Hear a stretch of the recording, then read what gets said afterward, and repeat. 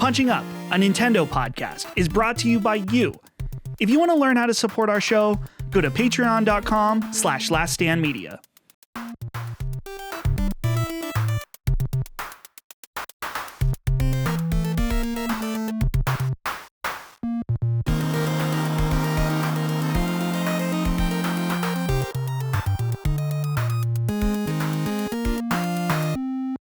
Hello, everybody. Welcome to Punching Up, your bi-weekly Nintendo podcast from Last Stand Media.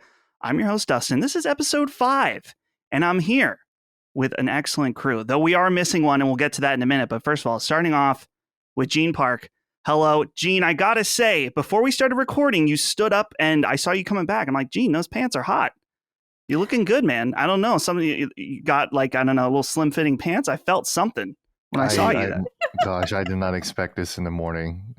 Well, I just want to keep you on your toes, but I'm not lying either. I was like, Gene looks good. Yeah. Well, you do know a man's sexual peak is in the morning too. So whoa, I didn't know this. Tell me more. Good morning, Dustin. Good morning, Micah. How are you, Gene? Good. Just hanging out. Cool. Glad to have you back, and also joining us, of course, Mama Micah. Hello. How are you? Hello, I'm doing very well, partly because I just had for breakfast a blueberry toaster strudel. Oh. Now, there's been a shortage of toaster strudels ever since, the Rona started. This is the first time in years I've had one because all I could find locally was strawberry. I did discover raspberry at Wegmans, which I also hadn't had in a long time. Wegmans, shout out. Oh, yeah. But so all I can find, last time I went to Wegmans, they had no toaster strudels at all. Completely empty, the whole section. And this is kind of how it's been for the past couple of years. And I go to Publix the other day. They have blueberry toaster strudels. I couldn't believe it. Bought a box, had one now. They're just as good as I remember. So my morning is starting off very well. So I have a question about this because I haven't had a toaster strudel in a very long time. But I remember when I had them as a kid, and I don't know if it's still this way, is that you got one little packet of the white creamy liquid, the good stuff.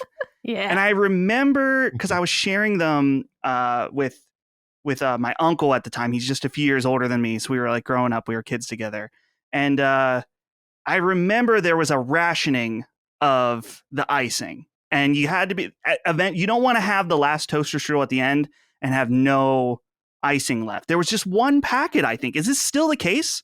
Well, so I remember the icing packets have gotten smaller, but they're typically where you got your 6 little packets of icing to your 6 toaster strudels. Now, your uncle being a couple years older, maybe he was just like, that's it, Dustin, no more icing. And he was hoarding the packets.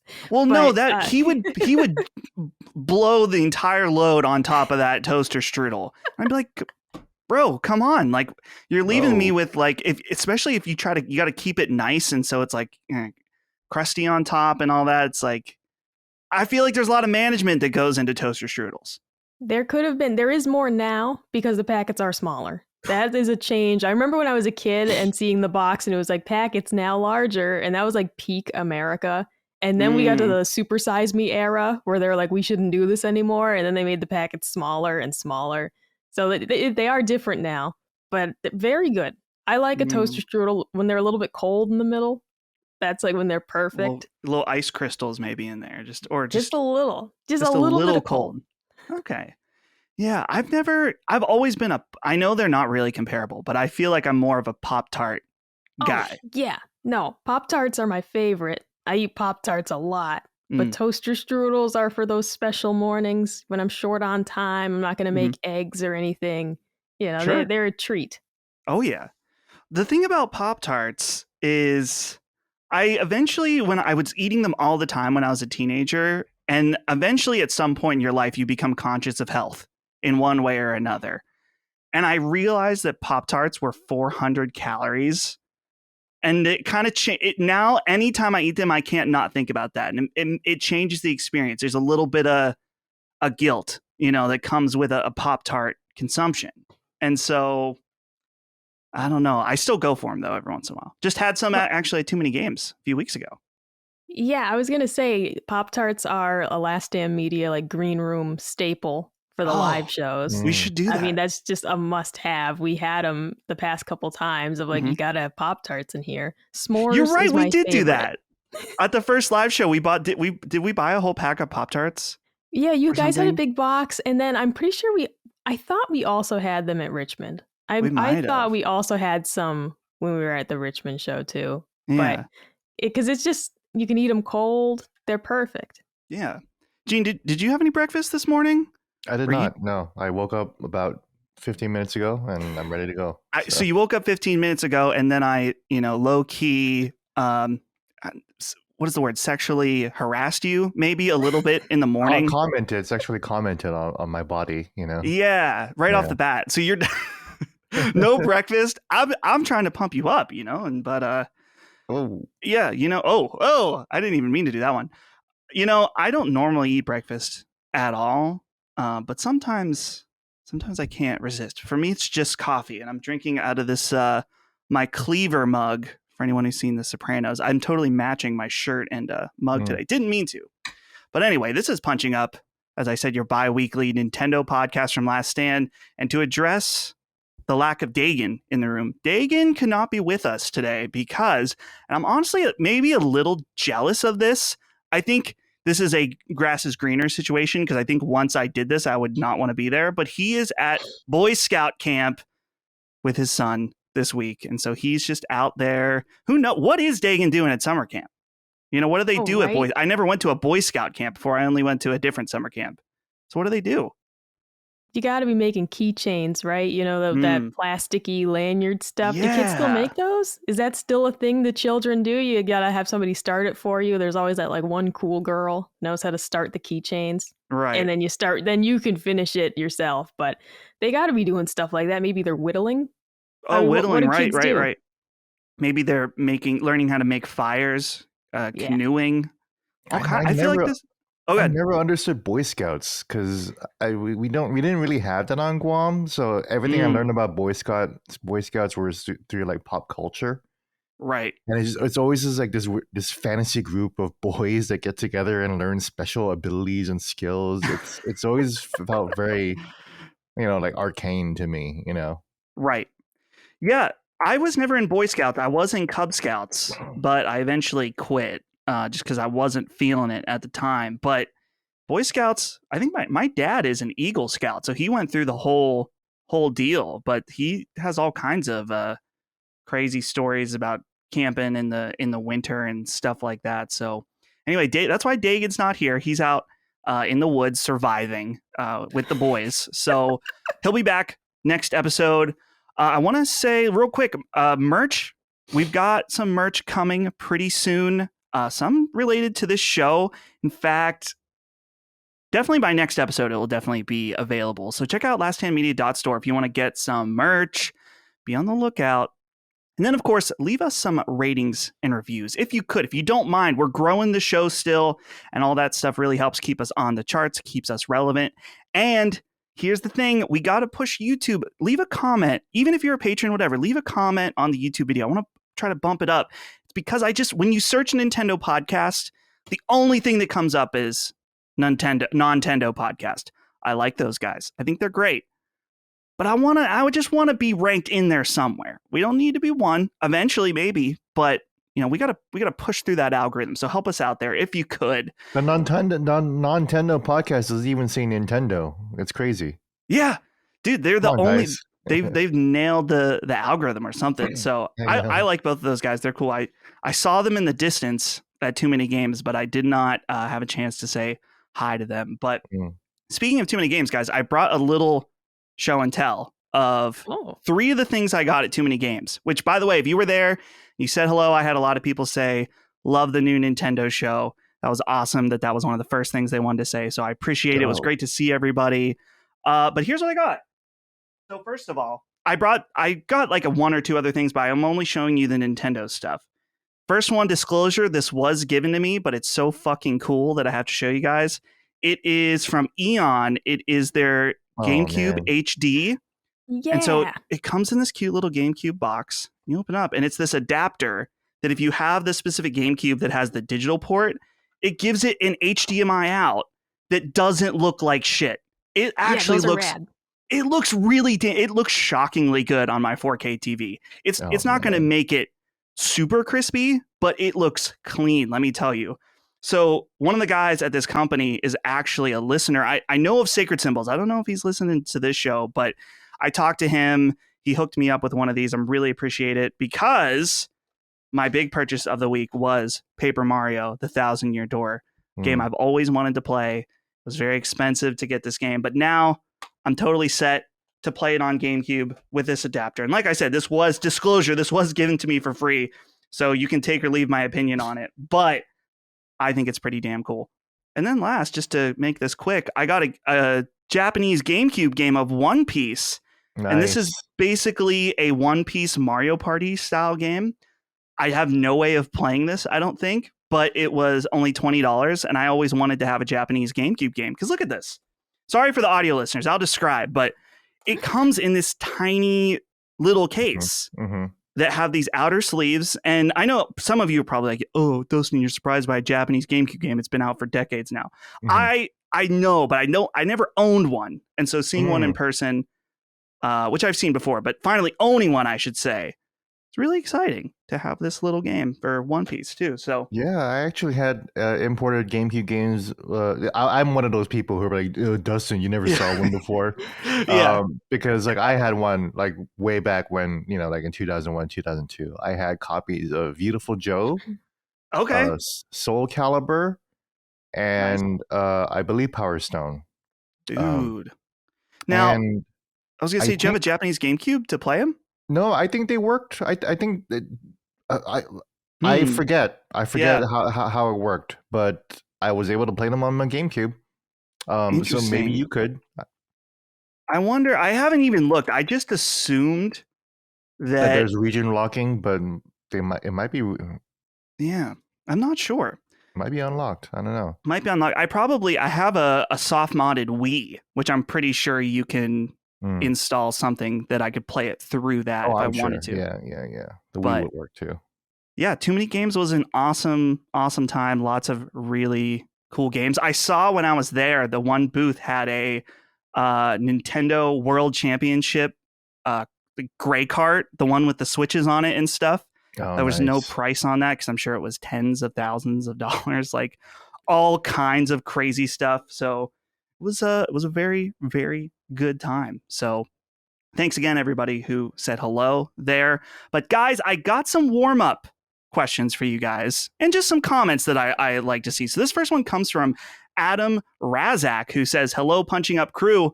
Wanted to see if I could get a shout out for my newest pupper in our family, KK. He's an 11-month-old.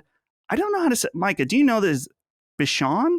Oh, yeah, Bichon. Bichon Shih Tzu mix. And I obviously named him after our beloved KK Slider from Animal Crossing.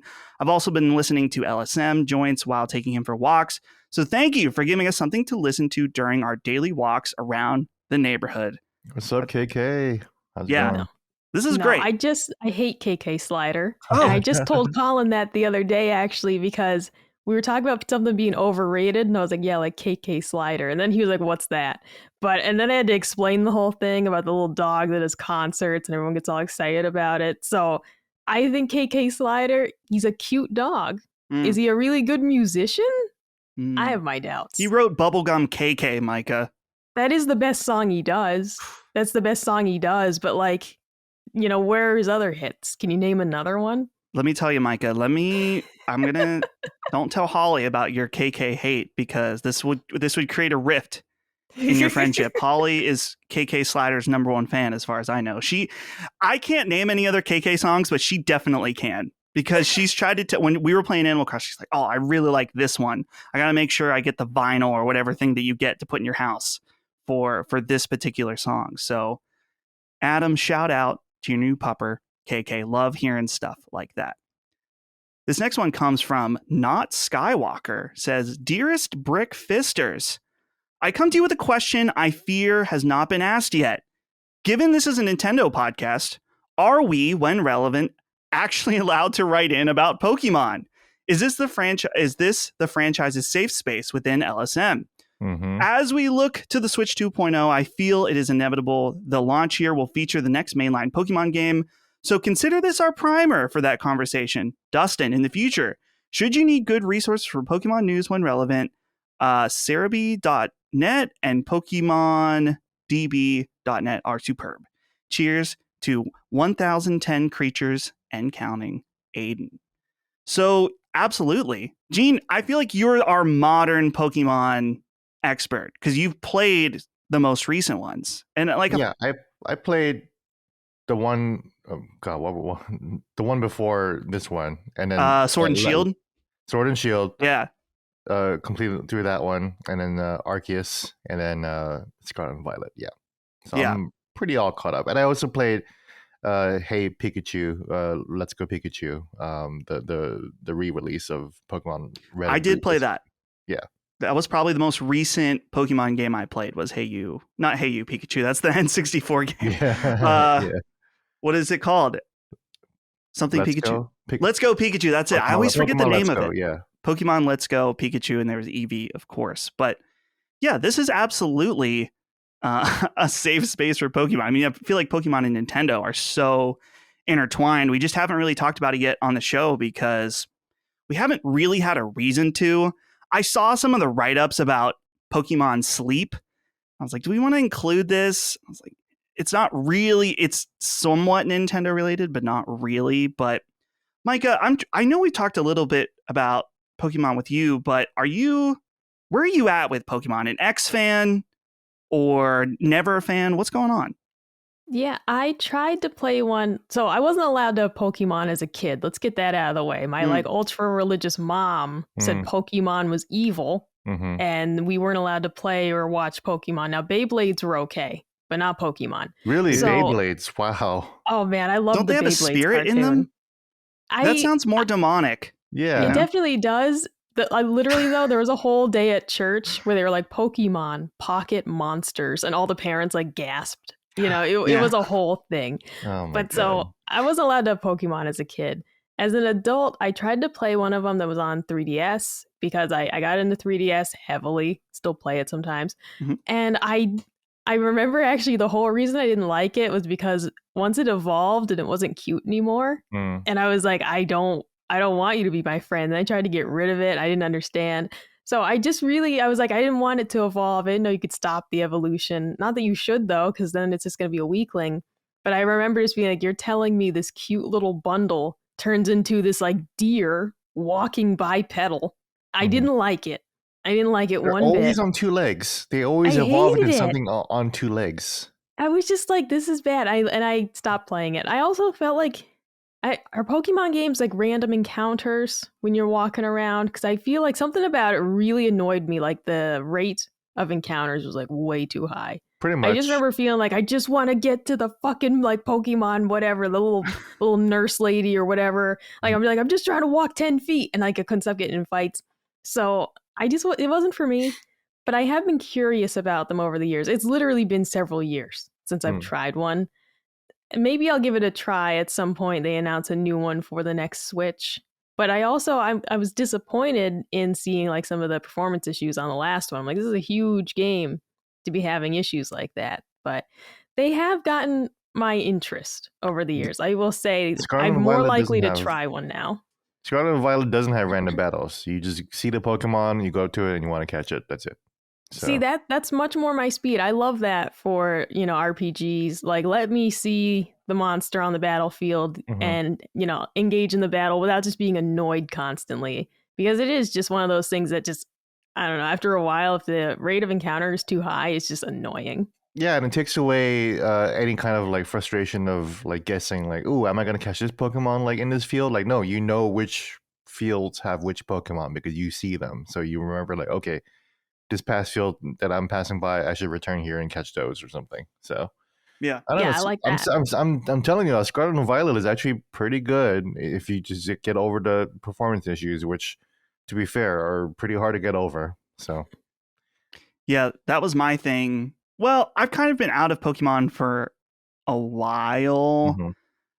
I was pretty disappointed when X and Y came out for the 3DS because I was really expecting those to be the next jump in Pokemon, and they really weren't.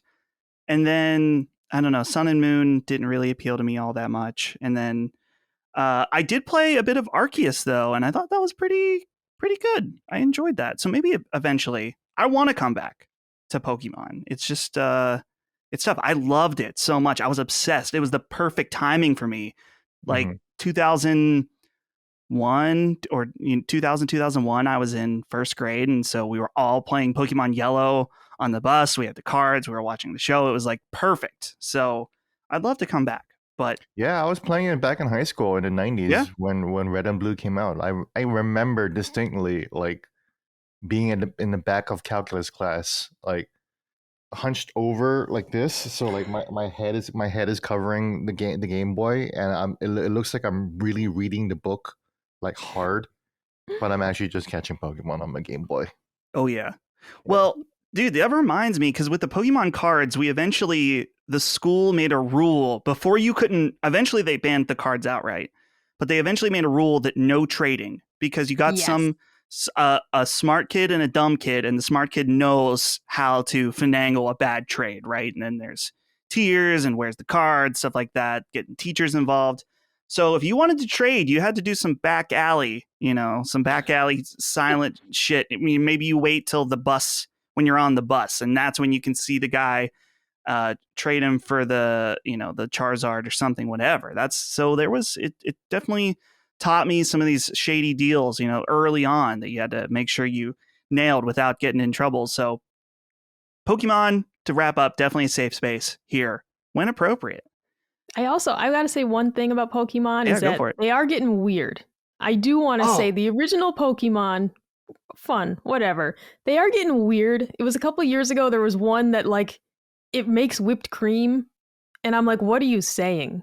Like, what do you? I can't like. There's literally that one Pokemon that like it's like it makes whipped cream, and I'm like, what? Mm. And I was like, first of all, that's weird because like I'm an adult and I have the mind of an adult. But also, it's just like, what, you lamp man now? Like, it's just getting weird to the point of like, some of them are just animals. They Like, just some become of them Mega are Man just. villains eventually. Yeah. That's the thing. Like, some of them are just animals. And then one of them is just like, I don't know, a sentient canister of Ready Whip. And they're Yeah. like, this is the new Pokemon. I'm just like, I don't get it. There is a point to where I'm like, just stop making new Pokemon. You've run out. Mike, I believe I looked this up. You're talking about Alcremie, the Yeah. cream Oh yeah, Pokemon? that's the name. I was like, I think its name was Creamy, but I'm like, no, that would be impossible. This is the note that Google says. The cream that Alcremie makes becomes sweeter and richer when it's happy. You can't Oh say my god. you can't say that on TV. I almost They gagged. say- Like, and that's the problem. Like they Hmm. actually eat it. It's like, I don't know, man. It's weird. They're getting weird with the Pokemon. I'll say that much. Yeah, they got to take it easy with these things. The whipped cream. At what point do they actually just eat the entire Pokemon too? That's maybe right? an element. If it's fully made out of whipped cream. well, and there's a whole genre of like sexy Pokemon too, where like Oh, yeah, there yeah. are several that inspire the hear me out like tweets. Mhm. It's awful. You reminded me about how there's that theory about Ash's mom and Mr. Mime. Mm. You know about where Yes. Ash's mom is fucking Mr. Mime? That's I like don't an wanna hear about ongoing thing. Oh my god. Because they're always together. They're at the beach together. Ash's dad isn't around. Because originally the theory was Professor Oak was seeing Ash's mom, which I think is a hilarious theory. But the Mr. Mime one, anything's possible. Anything's possible. And on that note, let's move over to Colin Colhoven, who says, "Hey, punching up crew. I just want to say that this show is amazing and you're all doing a fantastic job. Thank you. As someone who's owned a Switch but barely played it in the past 4 years, this show reinvigorated my love for Nintendo. I even went and bought Yoshi's Crafted World after Micah's praises and pre-ordered Pikmin 4. Quick anecdote. I once played Pikmin 1 with a friend at a sleepover for so many hours straight that we started hallucinating and seeing Pikmin in the yard. Such a fantastic franchise. Thank you for all the hard work." So I wanted to see what you guys thought about this Pikmin hallucination deal. Is there something going on here? Kids huffing some paint, maybe? But I don't know. What do you guys think? No, that reminds me of the first time I ever played Minecraft when it came out on Xbox 360. And I probably played it for 8 hours straight. And then I suddenly was overcome by this feeling of complete exhaustion. Like I hadn't eaten, I had a horrible headache. Like I really just felt the worst I'd ever felt, and I just couldn't stop playing. So I believe it. I want to believe that our dear friend here actually did play so much Pikmin that he started seeing them running around, in the real world. Because man, I'm telling you, I think if I had played any more Minecraft that day, I would have started seeing like Enderman and shit, running around my house. You got to be careful when you're playing too many games before bed. I once couldn't sleep because I was trying to play Hotline Miami on Vita. And I was just playing in bed for like 2 hours, getting really frustrated. At some point, I eventually turned it off. And then it was like my mind was knotted up, and I could see in my mind's eye the Hotline Miami screen and just dying repeatedly. So, but this is a little bit different with the hallucination aspect. But I don't know, Gene, is this something to be concerned about? It's like the Tetris effect. Yeah. They did that study where people who suffered from, I guess, short-term memory loss or immediate memory loss still distinctly remember Tetris. It would persevere. And to me, I've always thought that the best video games are the kind that really like change your perspective. Made his observation about how someone modded Dark Souls. Someone modded Tony Hawk into Dark Souls, and you see it in night just like grinding across like the Dark Souls map, and you realize like, oh, there were a lot of great grind lines in the Dark Souls map actually, and then you forget like if you play too much Tony Hawk, you just start seeing these lines everywhere, and you just start thinking like, oh, I can grind that, I can grind that, and that was a lot of my college plus, and I was also hanging out with a lot of skaters too. I feel like Dig and I will probably have a lot of stories to share about that. Dude, that's a good consolation topic, skateboarding.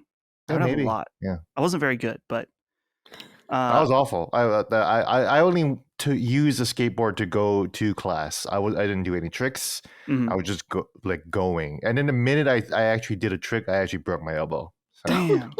Yeah. That sounds bad, dude. But Colin, thank you for writing in. Thank you for the kind words. We appreciate it. Guys, let's get into, we have some news to get into, but I wanted to do a main topic this week where we can talk some write-ins. We're focused on some different things. And so I wanted to reflect on the Nintendo Direct. And I don't mean that I don't want to go over everything, but when we recorded last time, we were right off the cuff, directly after the Direct. And so it is fun to do that, to instantly react. But I know for me, over time, my thoughts definitely change and adapt and think about some things you get more excited for, some things you get less excited for.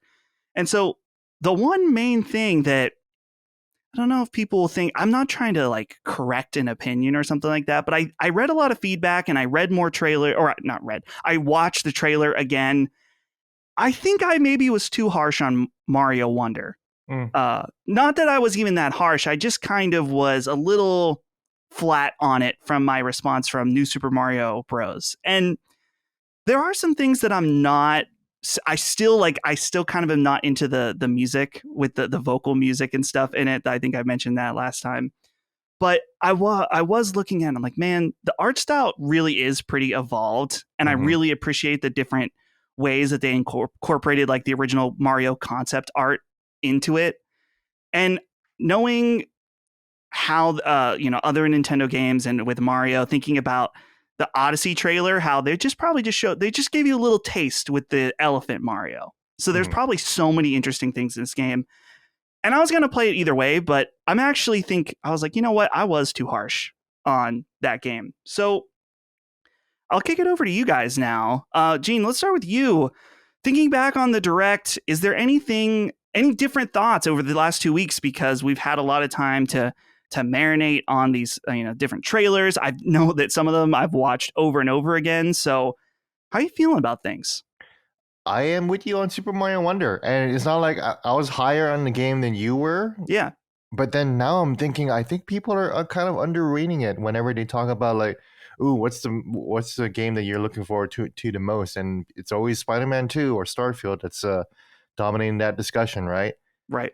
And I think people are really kind of letting Super Mario Wonder kind of slip by. And I bet you the new art style indicates that Nintendo is being really, really serious about this one. They're going to design the hell out of this one. And for me, first of all, it reminds me of how I felt when I first saw Super Mario World on the Super Nintendo. Um, all of these unique gameplay aspects that you can't really wrap your head around. The way they kind of restructure some of the levels, like that herd of beasts carrying away the flag, the end game flag, and you haven't really seen a Mario game with that many like creatures like on screen before. That's new, that's a new concept for Mario, which is a wild thing to say. So I think people are really sleeping on the fact that Super Mario Wonder could end up dropping, and it could just end up becoming Game of the Year. Who knows? It might even be better than Tears in the Kingdom. Whoa. We don't know. That's right.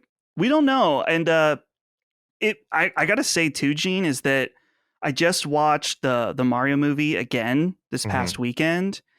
And first of all, I liked it even more the second time. And I think it's because I knew I was prepared for the stuff that I didn't like, like I wasn't worried constantly that they were going to fuck it up the whole movie. So I could kind of just let it bathe over me, all the Mario in it. So after I was done, I was like, man, I want that new Mario game now. I'm in the mood for it right now, but I got to wait a little longer. So, Micah, I'll throw this over to you. This doesn't have to be something that you feel better or worse about. It can just be something you're even more excited about, whatever. I want to make sure that it's open for whatever take that you've got. Yeah, I'm reviewing my notes from the Direct, and there was just so many good things here. I really, it irritated me seeing people be like, that show was horrible, bunch of kids' games. And I was just like, get out of here, man. There was so much good stuff in that Direct. Looking back on my notes now only reinforces that. I think, though, what's interesting for me is that Pikmin 4 has moved way up in my list of anticipated games. Thankfully, that's coming very soon. Mm-hmm. But, Pikmin 4 has moved up the list in terms of what I'm most interested in. And I think my most anticipated game from the showcase is still going to be Star Ocean, the Second Story remake.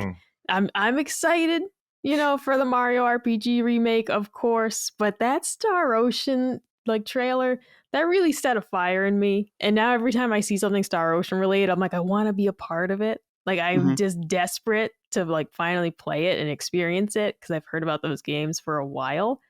So my interests here are still pretty much the same, but I think they have kind of reshuffled a bit in my mind, ever since playing the Pikmin 4 demo.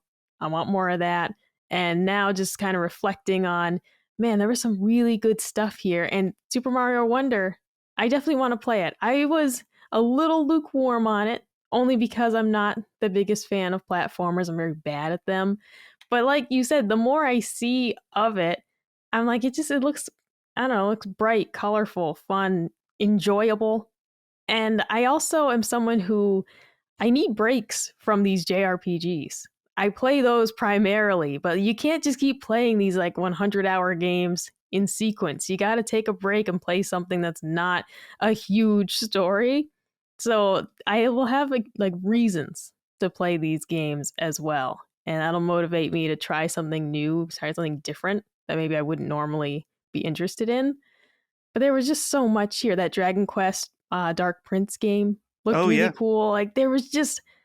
And the problem is that they're all coming out right around the same time. There's so much as October, November, December. And I'm just my wallet. Because there's so much to buy all at once. But I'm even more happy about the Direct after, kind of marinating on it. Because I think it was just an even better show than I gave it credit for at the time. Yeah, I agree. And I've been seeing a lot of feedback, or not feedback, but just part of the discussion be like, wow, that Switch was good, but it really feels like the end of the life of the Switch. And I was trying to break down why. And I don't know if it's, I saw some people well, we're getting a remake, another Pikmin game in the series that doesn't look that different, which I was like, Mario Wonder, which is another 2D Mario game. another WarioWare game, more Mario Kart DLC.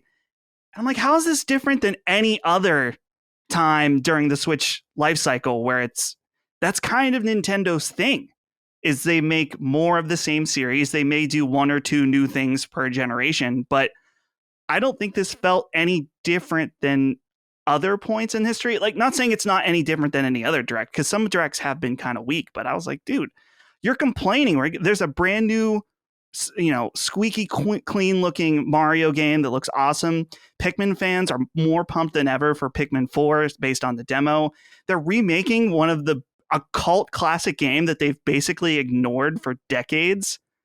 What is there to complain about? Do you agree with me on this, Gene, that it's like not that I'm saying anyone can be critical of stuff they don't like or if they didn't see something, but to say that, oh, this direct felt like end of life Switch, it's like, are you serious? I mean, the only reason why it feels like it's end of life Switch is because the Switch has been going on for a long time. But yeah, you're right that the schedule is not much different. 2018 was filled with Wii U releases.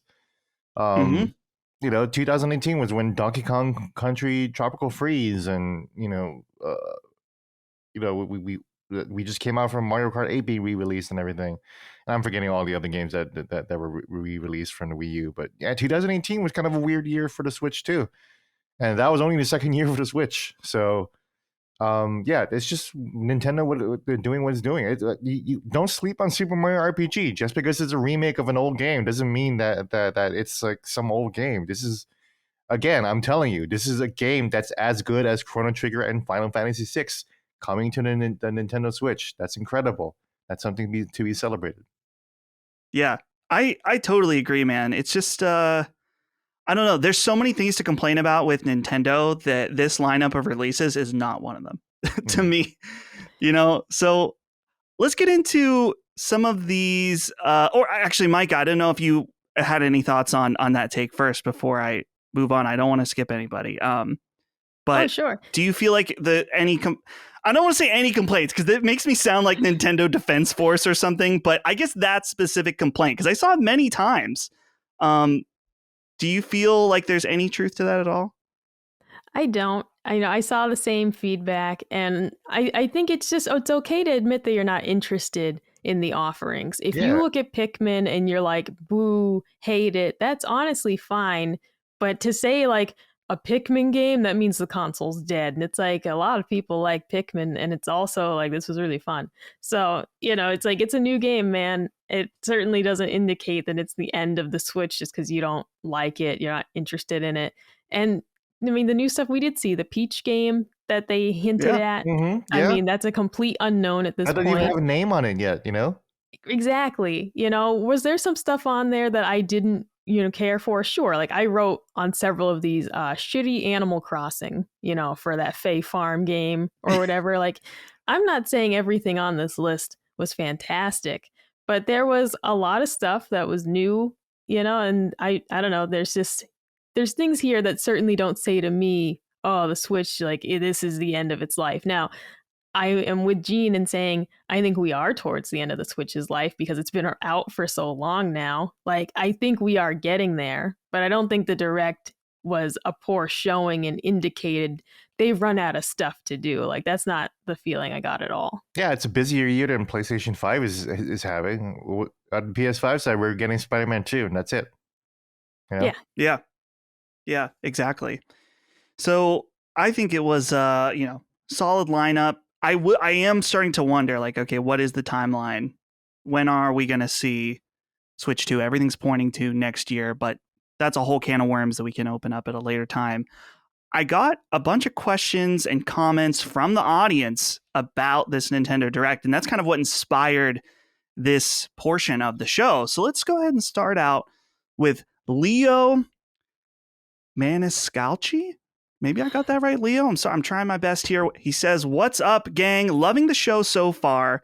Nintendo put on a pretty solid Direct a couple weeks ago, but something bothered me about the way they showed some of their games and has for a while now. That being the constant voiceover narration during every one of their trailers. It personally comes off annoying and a bit condescending to the viewer. And if I were an indie dev showing off my game at a Direct personally, I'd be a little pissed if some dude was just talking over the entire thing instead of letting the game do the talking like a trailer is supposed to do. Notice their bigger reveals like Mario RPG and Mario Wonder, there was no voiceover, which made those trailers more effective in my opinion.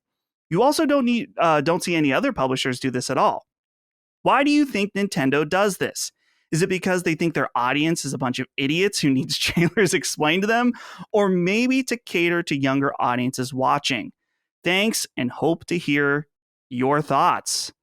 So, Mike, I'll throw this one to you on this one first. How do you feel about this? Because I can agree that this can be a little annoying, but I'm not really sure why. What do you think? See, I don't mind it very much, but I can understand that it maybe does feel like you're being talked to like a child. And I kind of feel like that probably is the reason that they understand who their company, attracts as far as like their biggest audience, probably being younger gamers, probably being, it's people that want the family friendly experience. So I can totally understand that.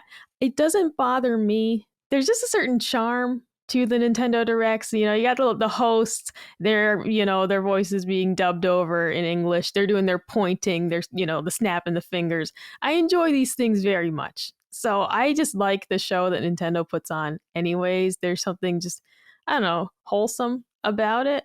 So maybe I don't mind kind of checking out for a few minutes and feeling like I'm watching Blue's Clues and just having someone spoon feed the information to me.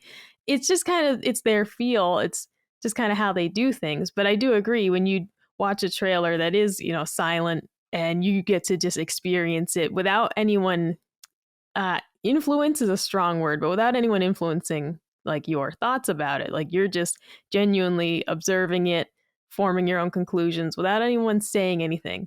That is a completely different way to watch a trailer. And I agree, it lets the game, speak for itself more. But I don't mind the way Nintendo kind of treats me like a kid. I can use more of that in my life, honestly. Yeah, I like that. I didn't think about connecting it to Blue's Clues like that. That's a very good point. But Gene, I'll throw this to you now. Doesn't I liked how Leo put this here? Does Nintendo think its audience is a bunch of idiots, and that's why they're just pointing everything out very clearly? I do think that it is for kids. I was Yeah. at my buddy's house over the weekend, and he's got a 1.5-year-old, and his neighbors came over, and they all brought their kids over, so it was just like 4 kids in the living room, and I got re-exposed to children's programming, and it's a lot of like weird computer graphic animation and a lot of slow talking, and it out. And then just this letter talking about a Nintendo Direct being for kids. I'm like, yeah, that's the same kind of voice, whereas it's very, very clear, very, very quote unquote direct.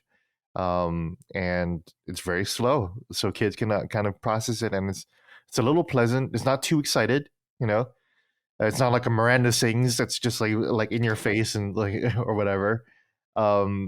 So yeah, I do think that it is probably just for kids. It's also funny to think about, like, it makes me want a Dead Space remake on the Switch just so they have that same voiceover for Dead Space. Like the legendary horror shooter Dead Space drops on a Nintendo Switch on November 2023. Fight the necromorphs, like. Well, they'll every once in a while the voiceover voice will get add a little emphasis. Will be like, curb stomp your enemies to death. Yeah. Like there's just a little extra in there. You're like, oh, okay, I see you there. Yeah, be like the guy in American History X and curb stomp your enemies to death.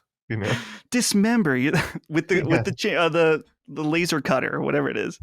Make sure they remember your name for generations. Yeah. So yeah, that voiceover, it is. I will say it's interesting. Leo pointed out they don't do it for all the trailers. I think that maybe they don't there's do just it for all the trailers. That is interesting. Yeah, they know maybe which trailers speak for themselves more. Mhm. Like you don't need to. I don't know, with those 2 Mario trailers, Mario RPG and Mario Wonder, you see it and you know what's going on. It's Mario. There's not a lot to explain, really. And they, particularly with the Mario Wonder trailer, they make a big emphasis. They're like, look, we're looking at this special mushroom right now. And then this happens. If they pointed it out, it might be might be too much. So But it's also interesting to consider like what they did with Zelda Tears of the Kingdom. When I interviewed Aonuma, he said that the whole 13-minute gameplay demonstration was kind of a last-minute decision because they didn't right. realize that throughout the whole marketing, people weren't understanding what the fuck Tears of the Kingdom was about. So at the last minute, they were like, "Okay, Aonuma, you need to get on camera and you need to explain to these people like what the game is about." And he did, and people got a lot more excited once they realized it. So Yeah, I think Nintendo seems to be kind of still trying to figure out that balance of how much information or how much voiceover certain products need. right. Kurt Lewin writes in and says, "Hi, punching up crew. While the announcement of Super Mario RPG Remake was really cool, I came away from it being slightly annoyed at Nintendo. The reason being because I thought back to Super Mario 3D All Stars package they released a couple of years ago with Mario 64, Sunshine, and Galaxy. I remember being really disappointed at the time they were announced, and they were pretty much just ports rather than full remakes. In my dreams, I was hoping for 64 and Sunshine in particular to be remade to look like Super Mario 3D World and give the controls an update. Then release the original versions on the eShop for people who wanted the original experience. Hell, I would have happily paid $50 to $60 per game if they had done remakes like that. So my question is, why do you think Nintendo doesn't give those Mario games the full remake treatment, whereas they have for Mario RPG? Cheers. This one is interesting in what Nintendo decides to remake and what they don't remake. I think, though, in this case, I think that Mario RPG, even though I think the pixel art looks amazing now, there's probably a lot more that they can do to modernize that game. And so, Gene, for you, do you think that this is are they trying to say, okay, we have this RPG, there's some things we could do to make it a little more modern, whether it's, I don't know if there's like maybe a saving thing or a balancing thing, something like that, progression related, that they're like, okay, we should actually go and do the remake or something like that. So choosing to do that instead of a more mainline Mario game. What do you think? I think RPG is a pretty easy game to make because the maps are so split up. And a lot of the map and the game itself is pretty grid based, actually. You're really just going up and down different squares. So it's a relatively simple game to kind of redesign and remake. I feel like I can't imagine it must have taken that long to kind of refigure this game out. And also, Super Mario 64 was remade on the 3DS. You know, or the DS, oh, right? I mean, DS, yeah. Yeah. That's a completely different version of Super Mario 64. So while I totally agree with you that I would love some kind of remaster or remake of Mario 64 or yeah, I guess just Mario 64 really. And I mean, you don't really need remaking Super Mario Galaxy would be like remaking The Last of Us Part 1. Like why, you know? Yeah. So, and they both came out at the same time, I think, too. So yeah, it's not a big deal. Micah, how are you feeling about this? How Nintendo chooses to remaster and remake? Because we also just saw Pikmin 1 and 2 getting the very mildest of remaster, right? But Yeah. it feels like people are okay with that. So it seems to be a bit mixed. How are you feeling? Yeah, well, I'm glad you brought up Pikmin 1 and 2 because it does feel at times almost arbitrary, just some of the decisions Nintendo makes in this game is just going to be kind of ported to a new console. This one's going to be fully remade. Because the interesting thing about Pikmin 1 and 2 is that I was interested in it and I'm waiting for the physical edition. I'm not going to buy the digital copy. But I honestly was a little disappointed because I'm like, this is going to be kind of hard to go back to. Not because like the graphics themselves are that bad, but it's the menu systems. When you look at the menu systems in 3 and 4 compared to 1 and 2, they just look bad. And you can also just tell how much improvement was put into the later games compared to the first two. And that is something that I did say, man, I wish they just updated this, just the menus a bit. I don't need the whole game to look as pretty as Pikmin 4, but I do want the menus to look better, the font, just little things like that. So I do think some of those niceties are important when you're choosing, like, we're going to present you this like gorgeous Pikmin 4. And then here's Pikmin 1 and 2. We made it look slightly better, really not by much. It does feel a little weird, the listener right in that, yeah, some of these games, it feels like it could be a slam dunk for them to do like a full remake on Switch of all these titles. And then they also know though that they don't have to. They know that they're going to sell that game regardless, and you're just going to be happy to play it on newer hardware and have easier access to it. So some of the decisions do feel a little weird.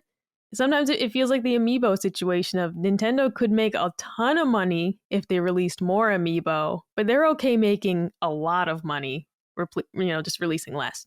Right. So I'm unsure sometimes like where their decisions come from, but it does feel like that could have been a slam dunk to do like a full remake of Super Mario Sunshine, and people would have gone crazy for that. But people went nuts for it anyways.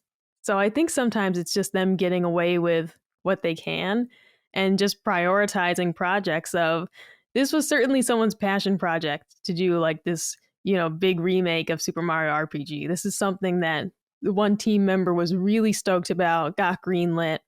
And maybe the passion for those other projects just wasn't there internally to actually get them all the way to this point. I think that's a fantastic point, Micah. I feel like over and over we see Nintendo look at projects and think, okay, what's the minimum amount that we can do and make the maximum amount of money? And that's the thing when you see particularly, man, that Mario 3D All-Stars collection is so aggravating, especially when you see that Mario 64, people have the source code, and even I think without the source code on emulator, people have figured out how to make it widescreen. People have figured out how to make it 60 FPS. Look at Dolphin emulator for Mario Sunshine. People have made that look amazing in 60 FPS and widescreen. And so to see them, Sunshine is widescreen, at least. Right, that is true. They nice, little effort there, effort with that widescreen. We can appreciate that, but it definitely could have been. Both of those games could have been widescreen and 60 FPS, and they just like, nah, we're just gonna put those together. And the other thing too, in a world where we have Konami and Capcom doing these amazing classic collections that have concept art and music and different behind the scenes stuff, these were like, here's a music player and that's all you get, and we're going to charge $60 for all three. And guess what? I fucking bought it, and so did millions of other people. So that's a problem. It's too bad because Nintendo really set the bar early on with Super Mario All-Stars, back in the Super Nintendo. That was the gold standard for like a collection that remakes. It was a remake of all the Super Mario games. It was astounding. When I was a kid, I was like, I can't believe a product like this exists, where they just remade all the Super Mario games and it's just all in one Super Nintendo cartridge. What a world, Yeah. And so, yeah, they set the standard for all that. And I don't know. And then they're like, okay, well, we did that.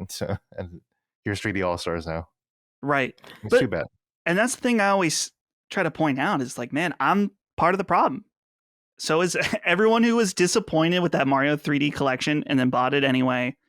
That's why Nintendo is willing to do this stuff, is that they know they've got their fans by the balls and by the nostalgia, that they just know. They're like, oh, it's okay. We don't need to do that. We don't need to put in all that effort because people will buy it anyway. And sure enough, they did. They even had the balls to fucking put a limited release on it and remove it from the shop. Yeah, because I was going to say, I just saw recently, one of those like Twitter accounts like Cheap Ass Gamer or something had posted that you could buy it again. Sold out in minutes. They're like, hey, it's available at Walmart, gone. It's just like people are still, struggling to find physical copies of this game, which is crazy to not make enough of that game. It really is just them being like, maybe we're slightly disappointed in this, but you want it so badly. When you finally get one, because we made it hard to get, you're not going to be disappointed anymore. You're going to be so happy to have one. It's shocking, too, considering that they just released a super successful Mario movie. Imagine how many copies they would have sold of that if it was available. Especially, I mean, DVD, Blu-ray sales, not as big of a thing anymore, but what I always remember is getting like those little advertisements for like, hey, also check out this.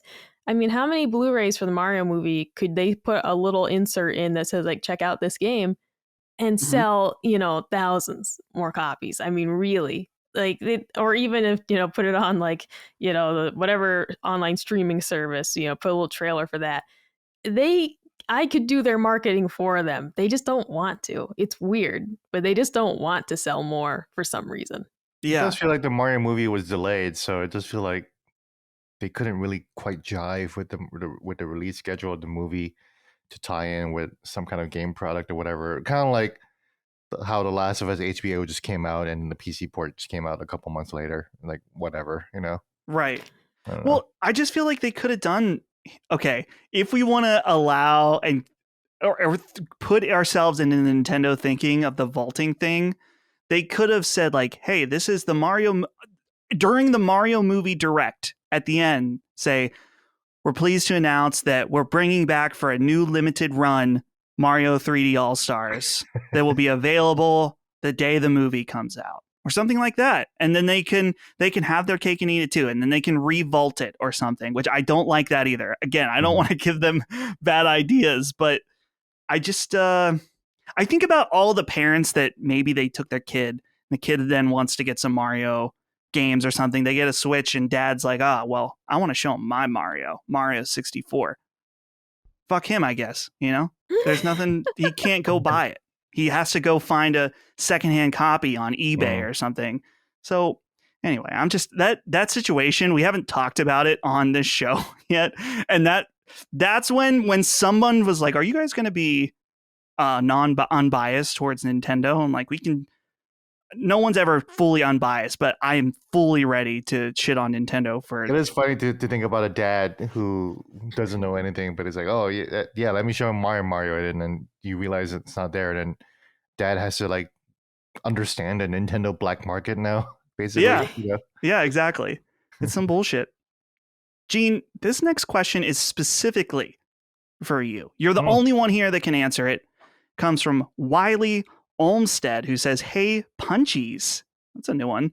This one is mainly for Gene since Dagan is off this week.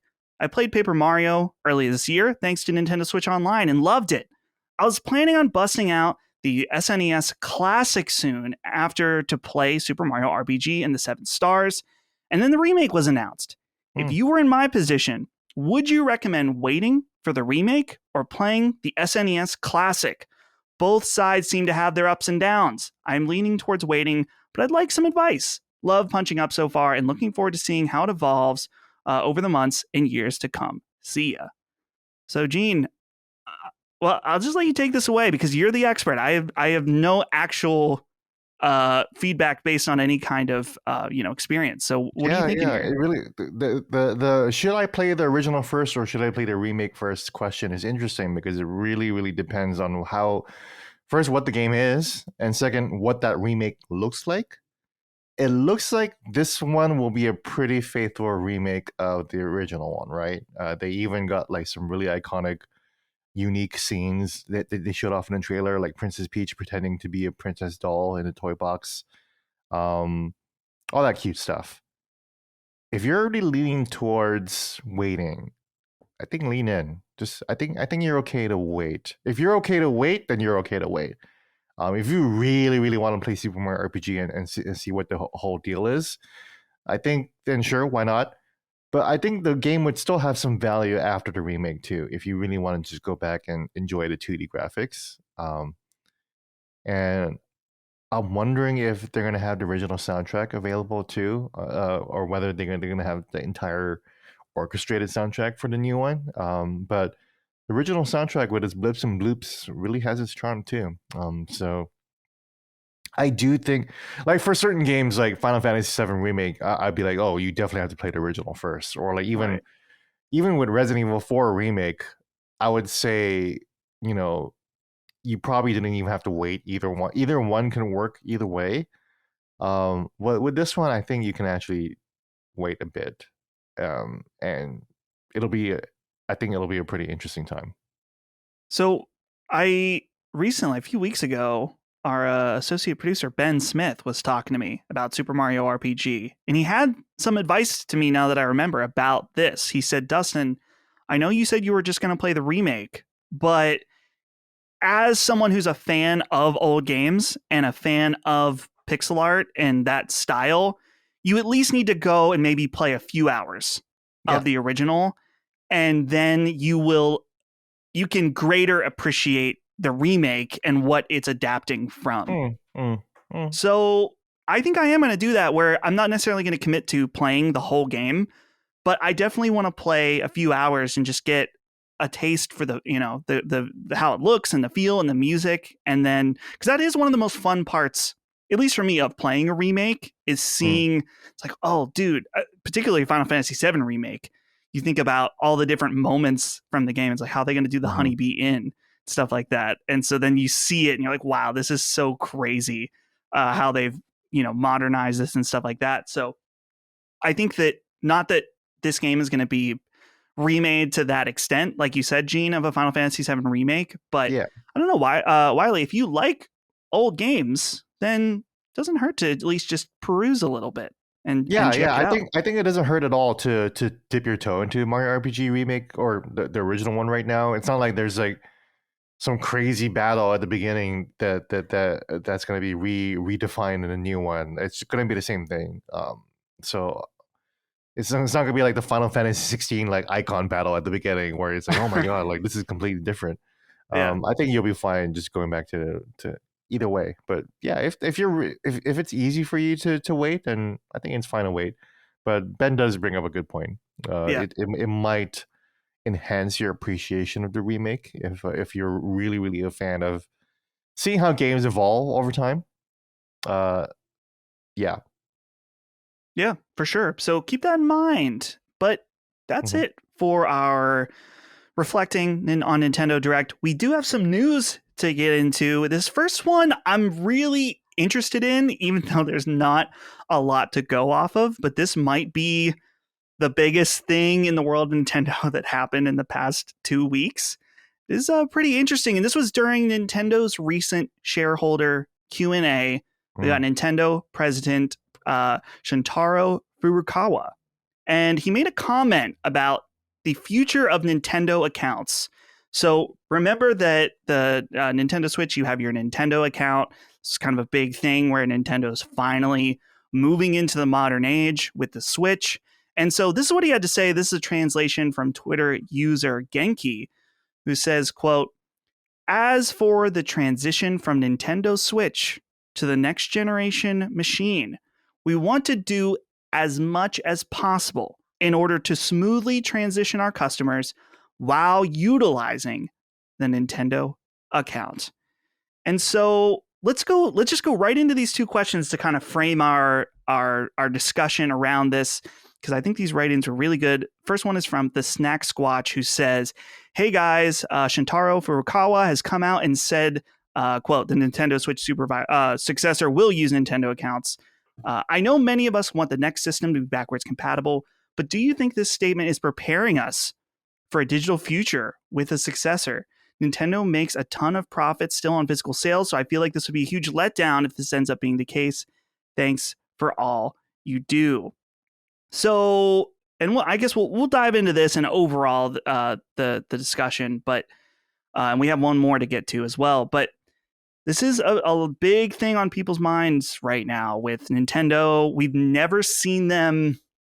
I don't want to say never, but Nintendo, in terms of moving to the next generation, is always dicey. In fact, that was one of their first big controversies between the NES and the SNES, is that a lot of parents were like, no, we got a Nintendo at home. We don't need a slightly better Nintendo. And if we get that, it doesn't even play we have to buy all new games. This is ridiculous.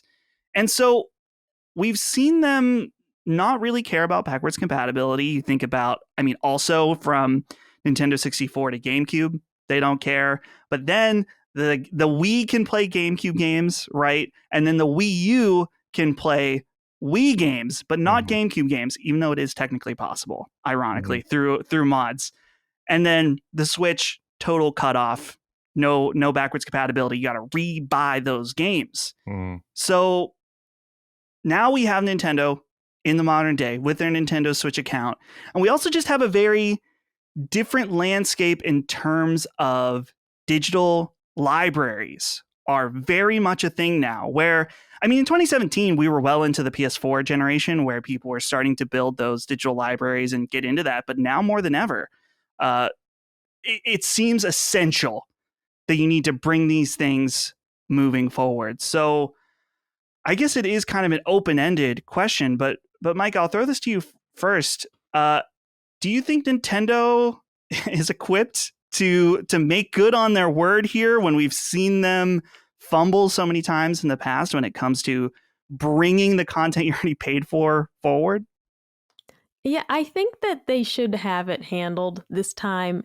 And it's interesting to me that people are reading into this saying like, oh, maybe there won't be like physical games type thing, because it's certainly like not how I read it, like a digital, future. It's not how I read it. For me, it was more, we're not going to have another debacle with the old account on like 3DS and Wii U was like your Nintendo network ID, and now it's Yeah. your Nintendo account. I only read into it as we're not doing that again. Like your Nintendo account is what will be on your new system. Mm. And that's, I fully expect that your digital Switch purchases should be available on the next console, as long as they actually can do that and you're using this same account and we don't have to make another new username, right? So Mhm. that was the only way that I read it. Maybe there is much more to it because I'm just a very simple-minded person. But I certainly took it as like, we're not going to fuck this up again where you need essentially a new account. Now they integrated, your like 3DS account into your Nintendo account. Like you log into the website, you can see your old, Nintendo ID, whatever. But I took it simply as we're going to make this easy. We're going to use the same account, especially because they have the points, the gold points, the platinum points, all that stuff. I mean, I can't expect them to get rid of all that. Or also, I can't expect them to be like, all right, all the points you earned, gone. You're starting fresh on this new console. I mean, you look at like Xbox and PlayStation, and you're not getting a new gamer tag every time that they come out with a new console. So I fully expect that that's their intention, that you're going to keep the same account, hoping that those purchases carry over. But honestly, it's unknown because I'm hoping for just a more powerful Switch. I'm surprised by like the speculation of some of the things the new console might be. I just want a new Switch. I just want the same thing but more powerful. And I hope that means that we do get to carry over all our purchases and everything. Right. I think you're absolutely right that they're one of the part of this messaging is like, hey, you're not going to make a new account, right? You'll be able to use that same account, but I think it's definitely worth bringing into question backwards compatibility, because I guess there's part of me that has been burned before, so I'm just not optimistic about it, where I do have this concern. It's like, man, I have all these Switch games. I have all these Switch cartridges. I mean, the absolute most annoying situation is if the next Switch or whatever it is all digital and they're like, oh yeah, it's backwards compatible only with your digital games. So yeah, Gene, how are you feeling about this? Because I guess I've seen Nintendo over and over see the opportunity to make money again, reselling you stuff. But at the same time, we live in a very different era, like I was saying about digital libraries. And so does this comment make you feel good about the possibility about there being not only backwards compatibility, but even thinking about cartridges as well and stuff like that? Like, will the next Switch use the same Switch cartridge? It's I feel like it's hard to tell right now, but how are you feeling? That's hard to tell, but in terms of what the answer is, they didn't say the wrong thing, which it's in itself is very encouraging. For me, I think this is the generation that Nintendo could fuck up, and hopefully they won't, because even on the PlayStation side, the digital library, the whole concept of building a digital library only really started with the PS4. You're fucked if you want a PS3 digital library. There is none. Period. Unless you still have the PS3. And Xbox needed to have a whole department and invest millions of dollars to even figure out how to get the original Xbox and Xbox 360s to still the games, some of them to still work on the series, and that's a wonderful effort that they did. They spent so much money and time to make sure that my original Fable save still works on the Xbox Series X, which is amazing. I can't believe that my save from Fable 2 still works. And when I log back into Fable 2, you know how if you played Fable, you accumulate money every day based on the amount of real estate that you own and how much people are actually paying rent to you. So when I log back into Fable 2, I ended up earning like $2 billion of gold, because it's been years since I last logged in. And then when I logged back in, it just logged in all the rent that I accumulated over the years, which is fantastic. And I don't know if we're going to get that. You can't get that same experience on the PlayStation 3, really, It's only really the PS4 backwards compatibility. So I'm really hoping that the Switch is the beginning of some kind of consistency, or at least one more generation of consistency with the next console. Because, I mean, there was the Wii and the GameCube. And I guess that's about it. The cartridge thing, the format thing does make it a little tricky. And I wonder if it's going to be mostly digital back compat. I highly doubt that the next Switch is going to have an extra card slot for the old Switch cartridges. And in that case, it just makes having the original Switch, that much more valuable, because it might be the only device that will play that cartridge, Right.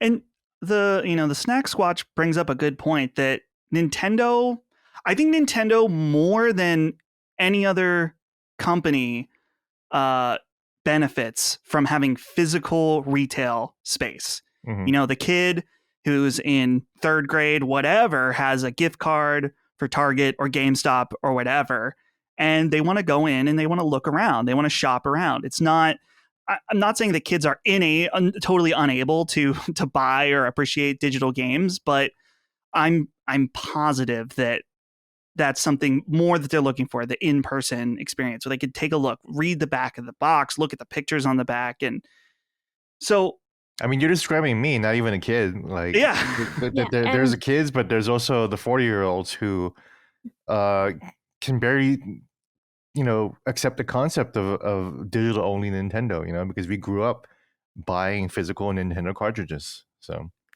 And I also see it from the angle of the parents and grandparents. We have to just admit, Nintendo is family-friendly company. A lot of their games are great for kids. And how many grandparents are like, I want to give the kid an actual present, not just a gift card. I don't want to just hand you a Nintendo eShop card. I want to give you a present. And that's part of why physical games still are very attractive for the Switch is, no, I want to hand you a copy of Yoshi's Crafted World for Christmas. I don't want to just give you a gift card.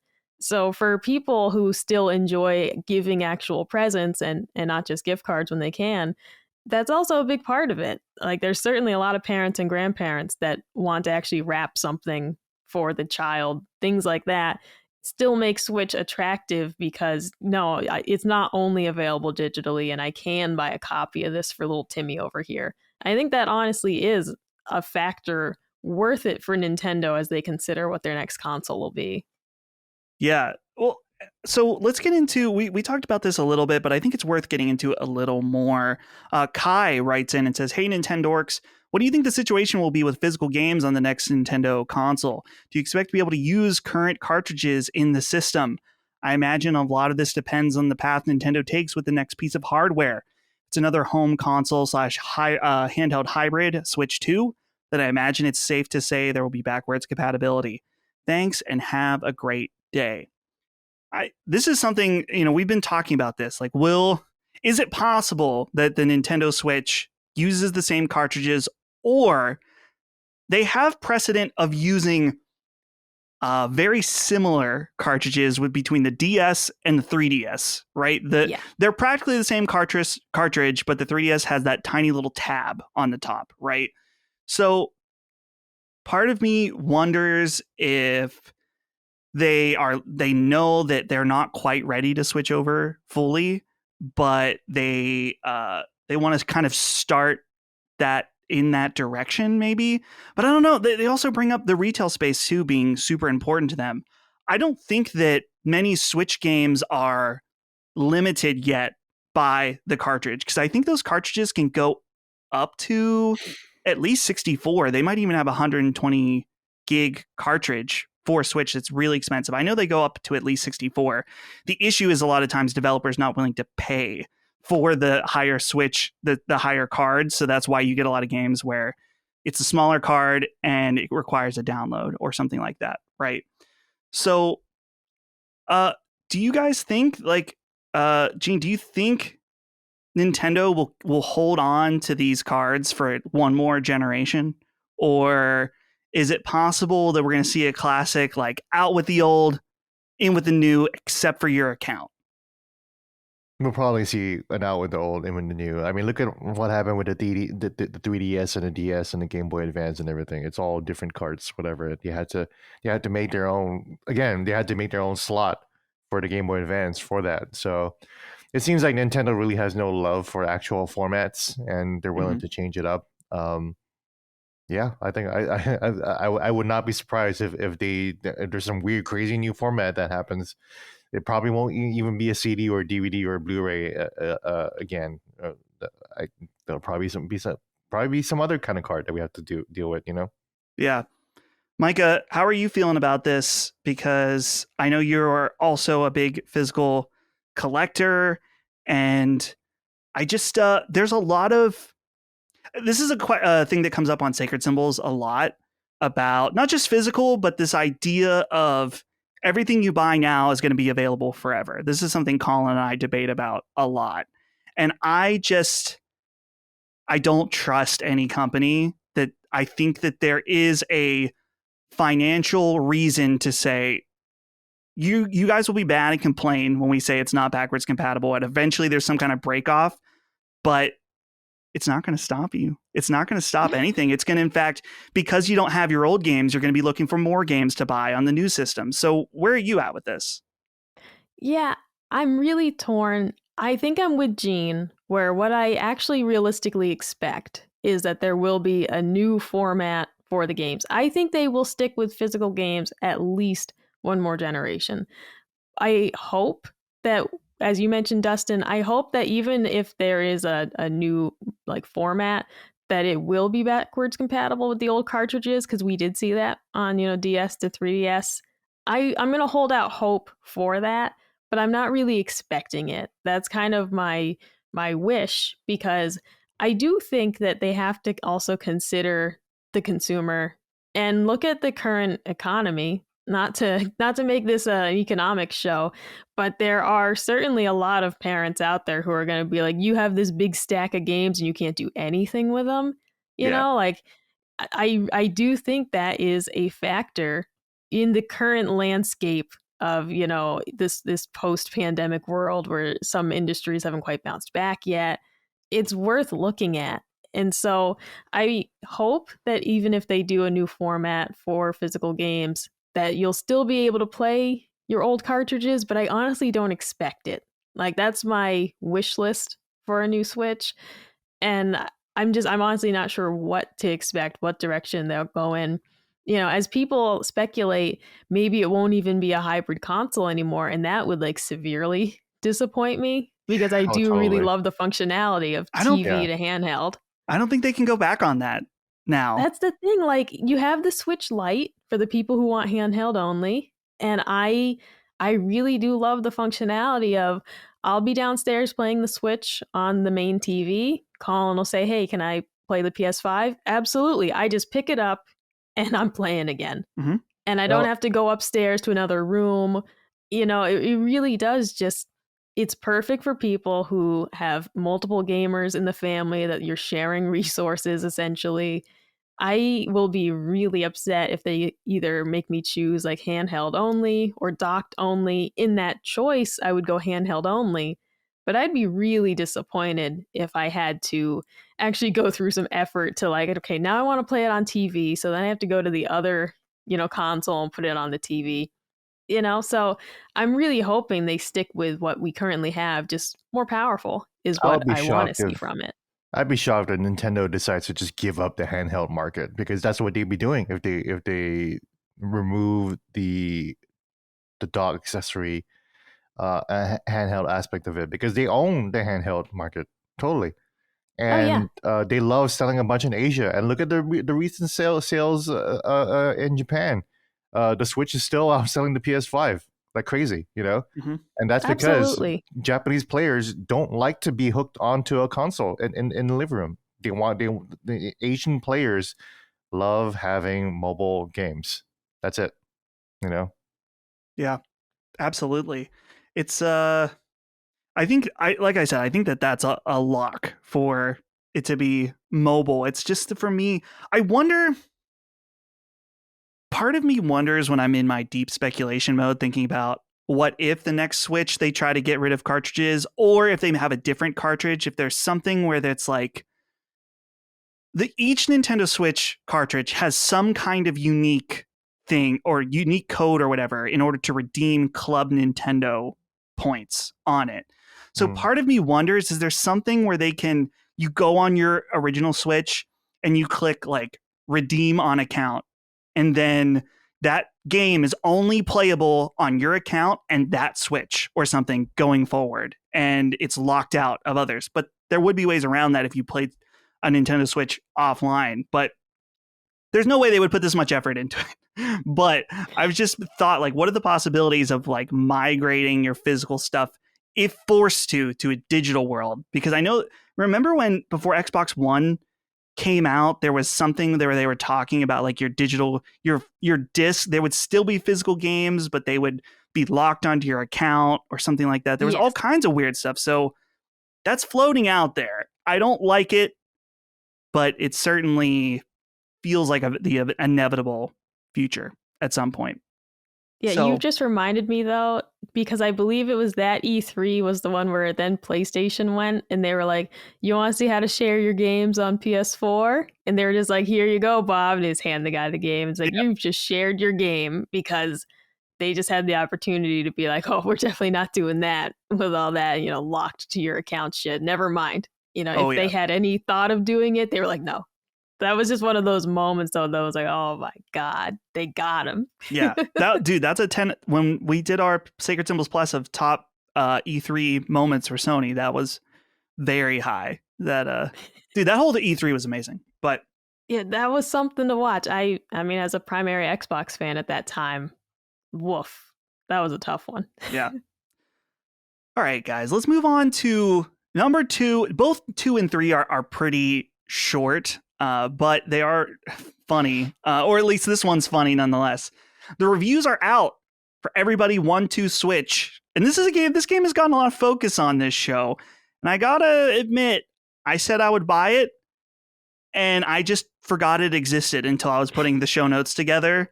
I forgot that it was out, so I don't know if this is a sort I still need to land on and I actually try have it. out.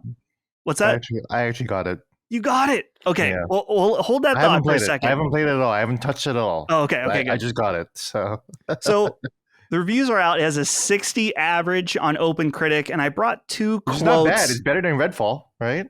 Well, is Redfall? I don't know how bad Yeah. Redfall is. Uh, it's about where Redfall Yeah. is, honestly, at least. It's so. about there.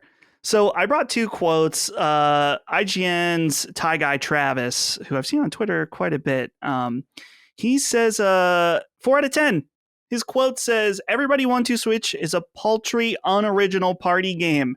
Bringing it out is like inviting the fun police to bust up your shindig." Oof. And then Metro Game Central also gave it a 4 out of 10 and said, quote, "A game whose very existence is absolutely baffling, with a tiny collection of completely uninteresting minigames that remain dull and unimaginative no matter how many people are playing." Well, guys, we got our answer about why Nintendo was hiding this game. Clearly. Yeah. My biggest question, though, is that we've seen, Nintendo is a pretty big stickler, I think, in some ways, where they see things aren't coming together. You think about Metroid Prime 4, where they will change things behind the scenes, be like, oh no, we need a new developer on this. We're willing to take the time. This screams as a game that it's why release it at all? Where not only are they burying it so people don't know about it, but the little bit of marketing they have done has been not very good, and then it just totally sucks. So, Gene, what is the lesson to take? Is there any lessons to take with 1-2 Switch or anything to glean off this? I just find this game such everything outside the game to be such a mystery. I think it's fascinating that they greenlit a sequel. It's like greenlighting the sequel to Gollum this year. Yeah. It's like like why? I don't know. I have it. I did get a review code for it. I just haven't touched it at all because I'm not obligated to review it at all. So it's okay. And I have no one to play with. Who would I play with? My cat here. Yeah. That's about it. I guess I could play it on stream, but then there's that whole issue of people uploading images, inappropriate images, to their profile pics, and there's no real guard against that. So I don't want to be banned from Twitch, because I'm playing everybody 1-2 Switch. That's insane. So yeah, I don't know what approach to take this game. Maybe I could have brought it over to my house party that I had over the weekend, but again, I want people to like me, so. So that's why I didn't suggest the idea at all. Yeah. Well, I was thinking about this game. Gene, maybe what we'll have to do is, we'll save this. Maybe Micah at a Sacred Symbols Live, maybe. Sacred Symbols Live. I was thinking we could bust it out at the reception for your wedding. Micah, get a projector. Gonna say, actually, if somebody brings this to the wedding, we can play it. Colin will finally play the Nintendo Switch, and the first game he plays is fucking everybody went to Switch. Hell yeah. Yeah, exactly. So, Micah, I'll throw this to you. You were the one. You were like, I love 1-2 Switch, but how are you feeling? This is 60. I'm imagining this is worse than the original 1-2 Switch. Yes, I brought that up actually. So the original 1-2 Switch got a 6.8. Reviewed, I believe, by Alana Pierce. And so that was 6.8 rated okay. And they said 1-2 Switch is a successful demonstration of unique hardware, but a shallow, gimmicky game. I loved 1-2 Switch. I do still think it's really fun. Some of the mini games are better than others, but it was honestly, the one where you're like rolling it around which really was just a showcase of how cool, the feedback was. But like you're just rolling around like, how many dice are in this box? That was a little boring after the first time you play it. But my favorite one being like the chain that's wrapped around the treasure chest and you gotta unwrap it. Like those games are fun. Those games are genuinely fun. You versus another player. I think the most telling aspect of this review, though, is the one that said the games remain dull no matter how many people are playing. Because how many party games are they're more fun because it's hectic. Something like Overcooked, you take it from like 2 players to 4 players and it's like, oh my God, now it's insane. And it's just one of those things of like, for them to say that the game is still boring, no matter how many people are playing, that's the most telling aspect for me of you can't even introduce chaos and make it fun. It's still boring, even when it's hectic, even when it's you versus 20 other people. Because that was the whole thing with that, Tetris 99, where it's like, yeah, it's you versus a ton of people, really up the ante, up the stakes. And they're saying it's still boring even with that aspect of it. So I think that's a huge letdown. I definitely won't be buying it. I was still on the fence of like, maybe I'll buy it just to mess around with it. But I gotta speak with my wallet on this one. And as much as I wanted a new 1-2 Switch, I certainly didn't want to downgrade. So I'll bring my Switch over for the wedding then, basically. We can all play on my Switch. Yeah, because I mean they had some neat ideas. I am totally on board with the idea of like you could have some people play on their phones type things, use your phone Mhm. as a controller. I That's think that's cool. really smart because Joy-Cons are expensive and they also break. So it's like I'm down to, I believe, one set of really good Joy-Cons and one set of kind of wonky Joy-Cons. So if I have friends over to play, I don't really have the best setup for them to all play with. So being able to use your phone, awesome. Like I'm disappointed in the execution because I feel like this could have been a really big thing, but it's like they just phoned it in. And they were like, yeah, just make some mini games. Save the good ones for the new WarioWare Right. and just make something else for Yeah. this. I will say there is when we look at OpenCritic, 1-2 Switch, the original 55 on OpenCritic and 60 for everybody 1-2 Switch. So we are seeing a little improvement. Though we did go from 60 reviews total to 12. This is a release game with 12 reviews on OpenCritic. That's Yeah. crazy. So I think this is, maybe the last we'll hear of everybody 1-2 Switch and the mystery behind this game. But if you have any, I don't know, if you're a Nintendo insider, you got some knowledge about the development hell, people sleeping on the floor, fights breaking out, maybe the game designer is an alcoholic or something like that, some kind of nonsense. Let us know. We can disclose the secrets of everybody 1-2 Switch on the show and keep you anonymous. The last bit of news we can do quickly is 4 new Sega Genesis games have been added to Nintendo Switch Online. Pretty interesting lineup here. Crusader of Senti? It looks like it should be Century, but it's definitely not. It's Senti. Ghouls and Ghosts, which is a fucking awesome game. Landstalker and Revenge of Shinobi. The only main comment I wanted to put out here is that Crusader of Senti game. That's an Atlas game that I believe the cartridge on its own is $900. That's how Wow. rare it is. And I think it's like a Legend of Zelda clone in a way, but for the Sega Genesis, and of course, like I said, by Atlas. So that's a really neat one to put on a game that's really valuable, hard to get, to just put that out there. Obviously, you could emulate it on something else easily, probably, but to see this game pop up there, like I said, let me pull that up real quick. The price charting on this, because I remember I was like, I've seen that game before. Yeah, Sega Genesis. Okay, I was slightly wrong. The loose price is $489. Mm. But if you have this game complete, you've got a little gold mine. $1,622 if you've got this Wow. game complete. So you might want to check your collection or your friends' collections or whatever, and then maybe steal this from them. Because that's quite a rare one right there. So we can move on, or if any of these games stick out to you guys and you want to say anything. I kind of want to check out Landstalker. That's a game that I really, really wanted to play when I didn't have a Sega Genesis, because I was like, oh, this is an interesting RPG with isometric view, pre-Diablo, Right. Yeah. This game, I've seen this game before in a bunch of roundups, but Yeah. this is one you can also get on the one of those Sega Genesis collections, I think, if you don't want to play it on Switch for some reason. Oh, I probably you can already own it then. What the hell? Yeah. You can get it on Steam for 99 cents. That's not bad. Yeah, it's on Steam too. Micah, do you have any love for Genesis at all? I mean, I had one of those stupid like plug and play things from Bed Bath and Beyond, right? With the worst games on it. I had fun with it, but they weren't putting anything really great on there. It was just like the worst, kind of like dick around games.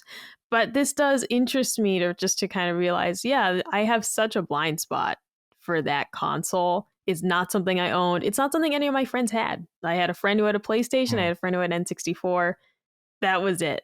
So, and then until high school, where one kid had a 360 and another kid had a PlayStation, right? Yeah. So that's a complete miss for me. I had friends that had a Sega Genesis. So every time I associate any Sega Genesis game or memory, it's always kind of like a vacation, because I'm always like away from home. So it's always like this weird, wonderful thing that I got to experience for a short amount of time. Right. Yeah. No, that's an interesting point, because that's how I feel about N64 of I never owned one. I only got to play it at a friend's house. And it just was of like, yeah, if I was playing Mario Kart, it meant that I was at the Woodburns house and we were hanging out. And same as if I was playing Crash, it's because I was at my neighbor's house. Mhm. And, these were just memories that, they're not associated at all with being at home. It's always being somewhere else. But I didn't know anyone who had a Genesis. So that is something I completely missed out on. I would be interested in checking some of these out, or at least inspired enough to watch people play them. Yeah. You guys know I love watching my Let's Plays. For sure. Yeah, and don't forget about Ghouls and Ghosts, which I've only played the Super Nintendo version, which is Ghosts and Goblins, I think. I never remember how each one is named, but that's a cool arcade game to check out. I think it's probably better on Genesis, but I don't remember exactly.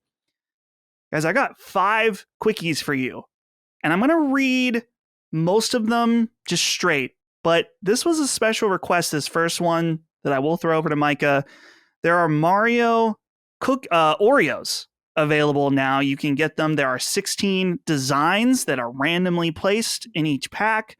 I think these are Walmart exclusive because I saw when you go to buy them, they only present Walmart as an option. Micah, you messaged us about this, made sure we got to put it in the show. So I'm going to throw this one directly to you. Yeah, I mean, I love Oreos. If you ever watched my stupid YouTube channel, I used to do Oreo tastings because they had all the weird flavors.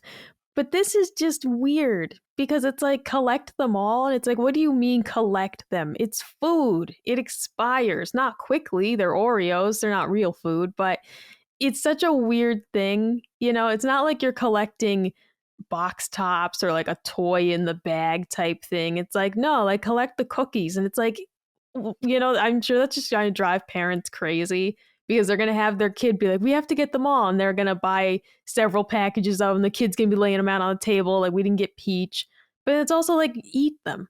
Where you're going to keep them in a Ziploc bag. Are you not going to open them? It's fun to do the Mario cookies. We had the Mario cereal. But I'm a collector at heart. I'm very practical. When I see that people still have like an unopened box of that Mario cereal, I'm like, you should have eaten it. It was very good cereal. That was a good knockoff Lucky Charm. You keep the box. But it's the same with this. I had the box. I kept the box. Exactly. Keep the box. Eat the cereal.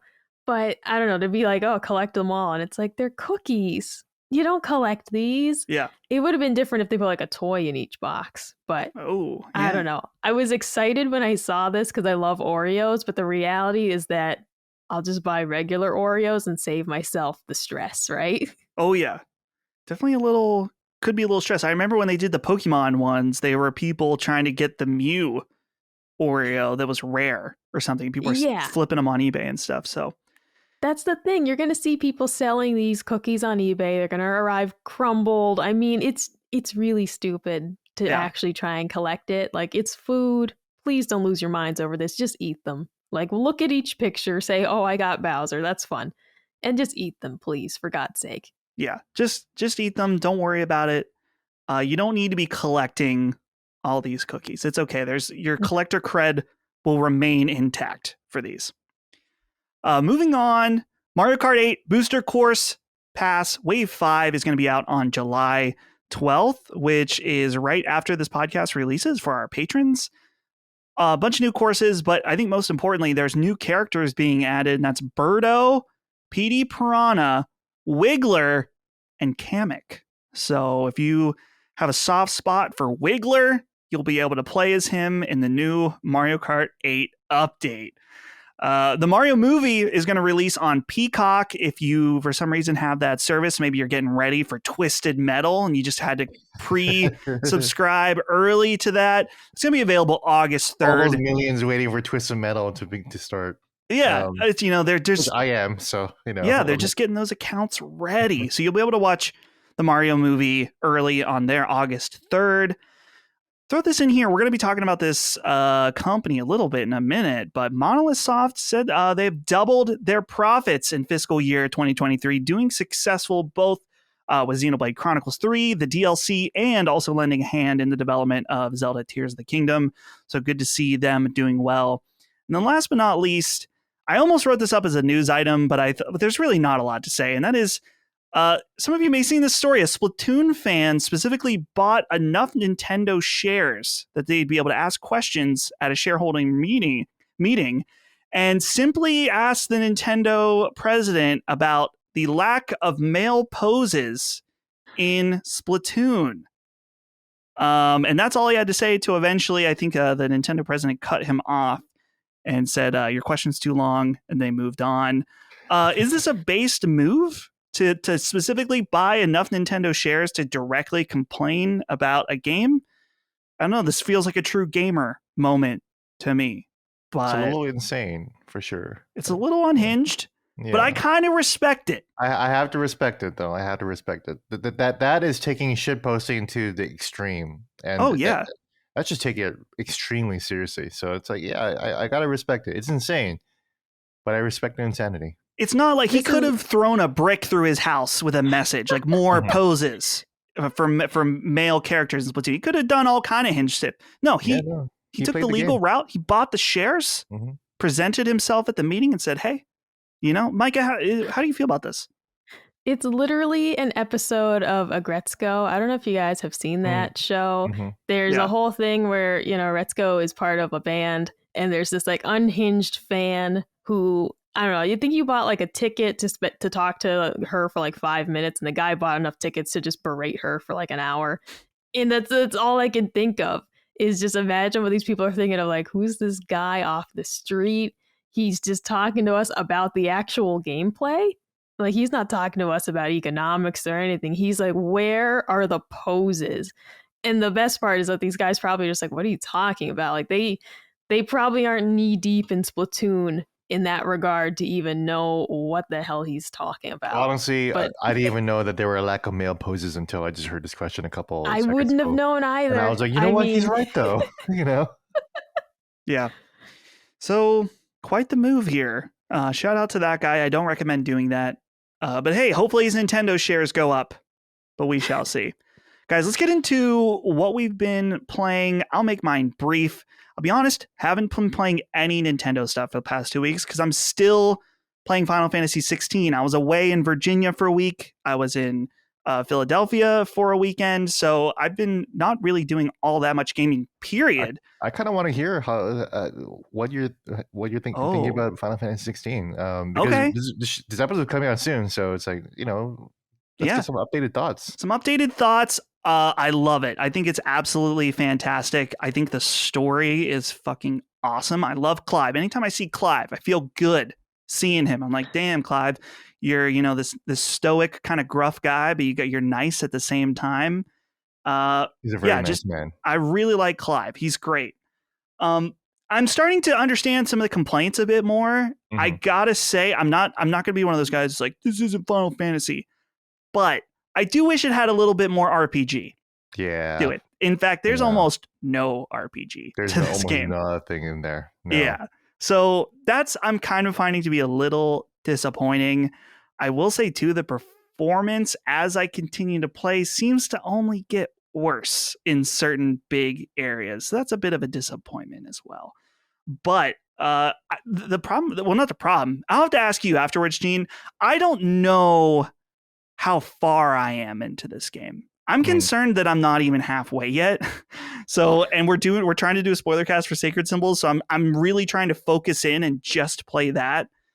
But I'll ask you after we're done recording to see how far I am into the game. But so far, I love it. I think it's awesome. It's one of the best games I've played this year, without a doubt. And I am thinking about playing it when I'm not playing it. So I can't recommend that enough.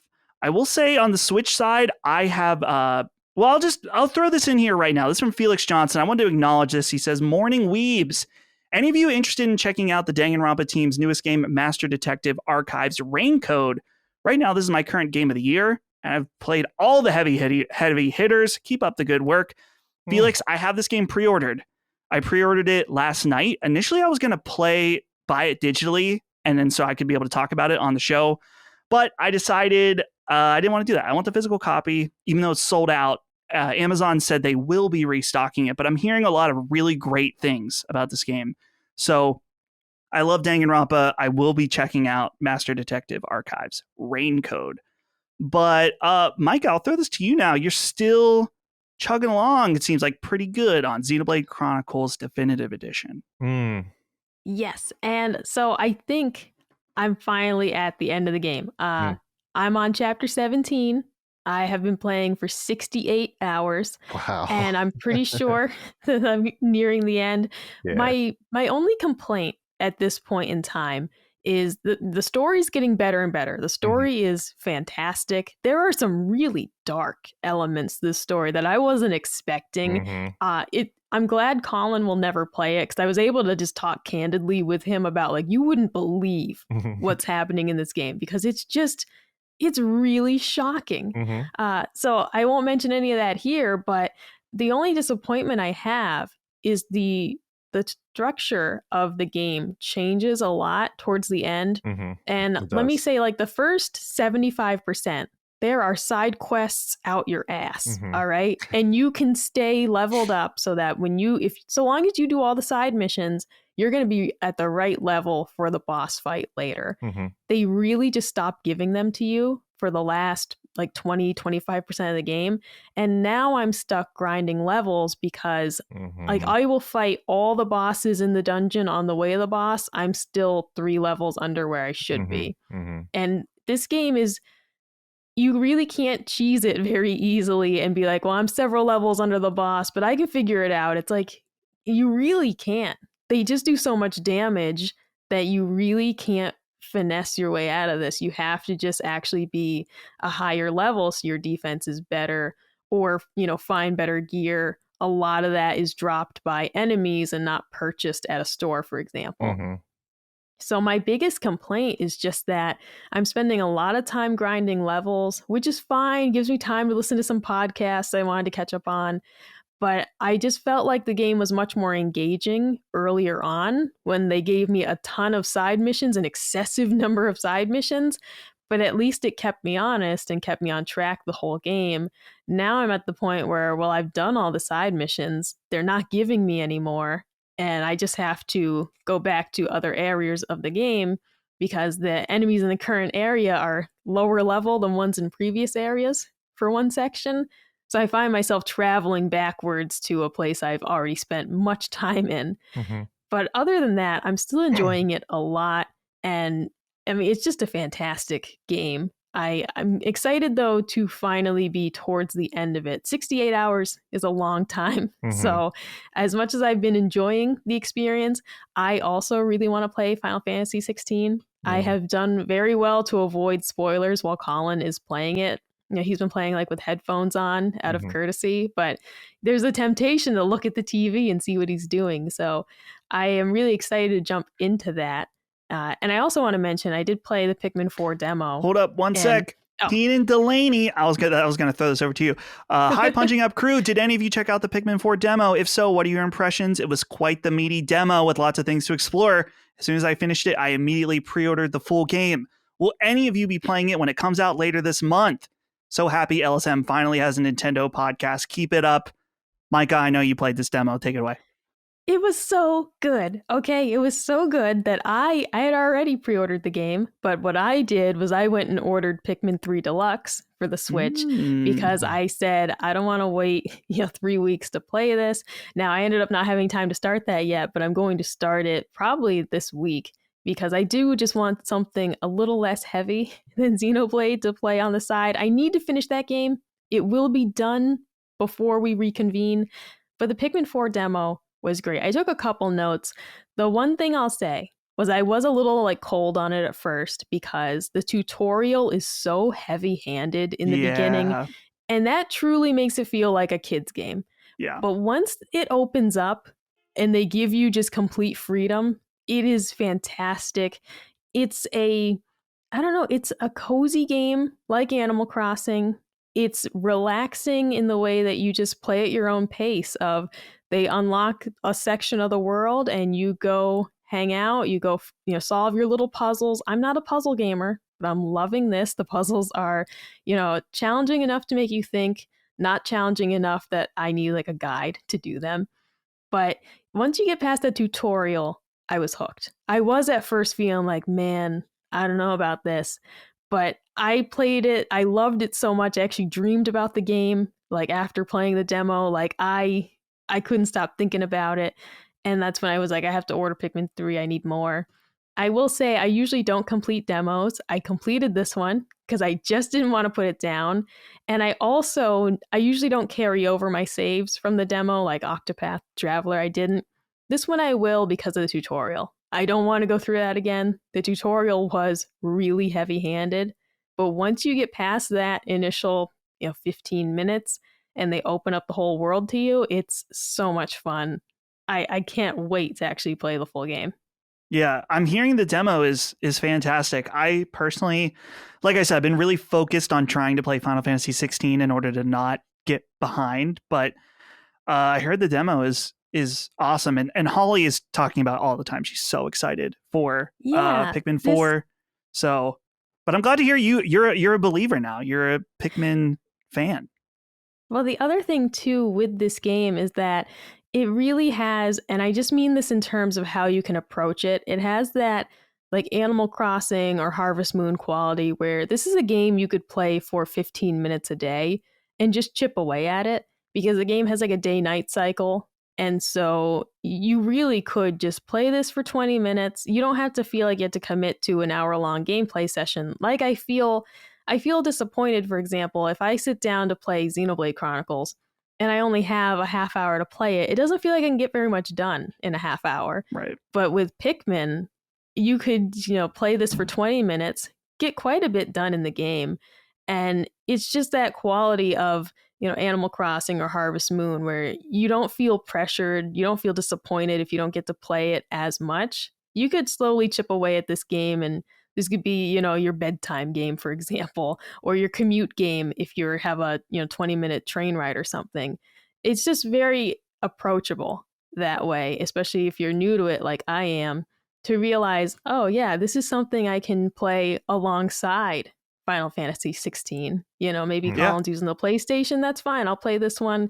It's not some big story to have to keep track of alongside another game.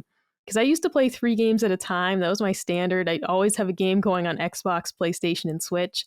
As I've gotten more busy, I no longer do that. I try to keep it to 1 game at a time, or my current kind of situation is 1 big game, 1 story game, and then 1 just fun game. So this is totally going to be that scenario alongside whatever big story game I'm playing. Yeah, absolutely. The game juggling, it can be tough, but also rewarding if you do it right. Gene, I'm going to cue you up with this question here from Spencer Price, who says, Hey, Mama Micah and the Nintendo dudes. This question is mostly for Gene and Micah since they've been playing the Xenoblade games. There's only a handful of Wii U ports that haven't made it to the Switch, Xenoblade Chronicles X being a big one. Gene, you love the numbered games in the series, but have you played X, and do you think it deserves to have a Switch port? If it doesn't, would any of you, mostly Micah since she's been playing the first game, be itching to play it enough to get the Wii U and complete all the Xenoblade games? Cheers, Spencer from Southern California. He says, go Titans. Gene will understand. All right. Tuss up. Gene, I thought this was a perfect comment to write in. Maybe they saw your tweet, maybe they didn't, but I know that you've been dusting out something even stinkier than the Switch, something extra stinky, the Wii U. So tell me about it. This is the hands down the stinkiest Ugh, I can smell it from here. Ugh. Nintendo console ever made. It's the Wii U. I broke it out of the closet. I've been hankering to play Xenoblade Chronicles. So I finished. First of all, Micah, I'm so happy to hear you enjoy Xenoblade Chronicles. You're absolutely right about the late game. I went through the exact same thing where I was like, you know what? Let me just go back to the High Antia area. There was a lot of high level enemies there. Let me just grind through that because, yeah, this is a classic JRPG released in 2010. At a certain point, you got to grind through your levels. You gotta power up. So yeah, I think you're almost done though. 68 hours. That's pretty close. And I'm so glad that you're enjoying the story. I would be fascinated to hear what you think about Final Fantasy 16, especially after immediately playing Xenoblade Chronicles. Dustin, did you play part 1? No. Okay. No. Yeah. Wow. Maybe someday. I've never jived with the combat in those games. I've tried 2 tough. and I've tried 3 for many hours, and I was like, I see the appeal, but I don't think it's for me. Oh, see, This one particularly reminds me so much of the Tales games that it clicked with me right away. Like I was intimidated when Gene had said that some people struggled with the combat in Xenoblade, Mm-hmm. but the first one in particular, I have not even seen like anything about the other ones because I just want to go in fresh. But the first one really reminds me of Tales. So I was like, I'm sold on that because I Mm-hmm. love those games. Mm-hmm. And it was familiar enough, especially like Tales of Hearts are on Vita. It's structured so similarly to that I was like, okay, this fits right in for me. Honestly, Micah, if you are able to deal with the combat in part 1, then you'll be just fine in part 2 and part 3. Part 3 is actually simpler than part 2. Part 2 is probably the one that you might need the tutorial the most. But back to Spencer's original question. Yeah. One, yes, I would love Xenoblade Chronicles X on the Switch, and the whole reason why I reconnected to Wii U is because I never beat Xenoblade Chronicles X. I played it, and I got far enough to unlock the mech.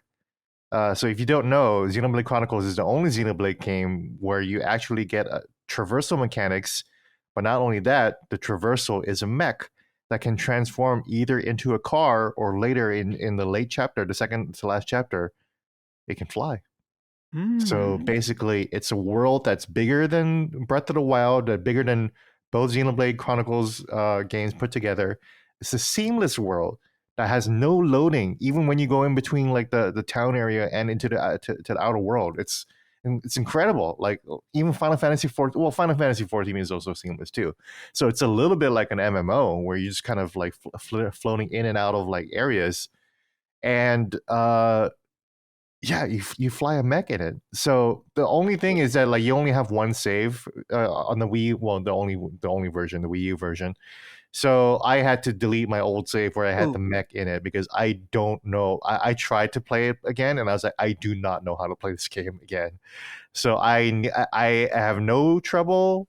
I have no problems starting over again, but I do know that I'm getting myself into a little bit of a long rush right here because the game is pretty slow. If I'm complaining about Final Fantasy 16 side quests and how slow and meandering they could be, Xenoblade Chronicles X is like 70% that. So it's mostly like it's all the side quest energy of Xenoblade Chronicles Definitive Edition, like spread across an entire game. But you get so many cool weapons. You get dual wielding machine guns. So the combat is just a lot of fun. The world is so much fun to explore. And part of the reason why I'm back on the Xenoblade kick is one because Final Fantasy 16 really got me back into thinking about JRPGs again, and it made me miss again, like you said, Dustin. It's missing a lot of RPGness, and I was like, you know what? I need to feed this fiending I have for actual RPG mechanics, and I was like, you know what? The Xenoblade Chronicles games do that, and I was finally able to play Xenoblade Chronicles 3 Future Redeemed. And let me tell you, that was an incredible experience. I have to say, I liked it better than Final Fantasy 16. A lot better, at least in terms of the story. The payoff was just so incredible. I can't even describe the feeling of getting to the end of the story and seeing everything pay off. So, Micah, I'd be really interested to see like you go through this whole journey and actually make it to that DLC itself. Because wow, it's I can't gush enough about it. Everything I could say is possibly spoilers for so many different things. But the common question I always get is, oh, do I need to play Xenoblade Chronicles 1 and 2? You're okay for 90% of playing Xenoblade Chronicles 2 and 3 without playing 1. But if you really want to get to the level of the fact of the point where you're just hyperventilating in terms of what's happening in the story, then I would highly recommend you just start from part 1 and go from there. Yeah. Got to commit. Got to go all the way and start from the very beginning to the end. I appreciate that, especially with long games like that. I mean, that's how you get that kind of payoff. That's why people can roll their eyes right now. That's why One Piece is so good. It has you are committed, you are invested. So I understand what you're saying, Gene.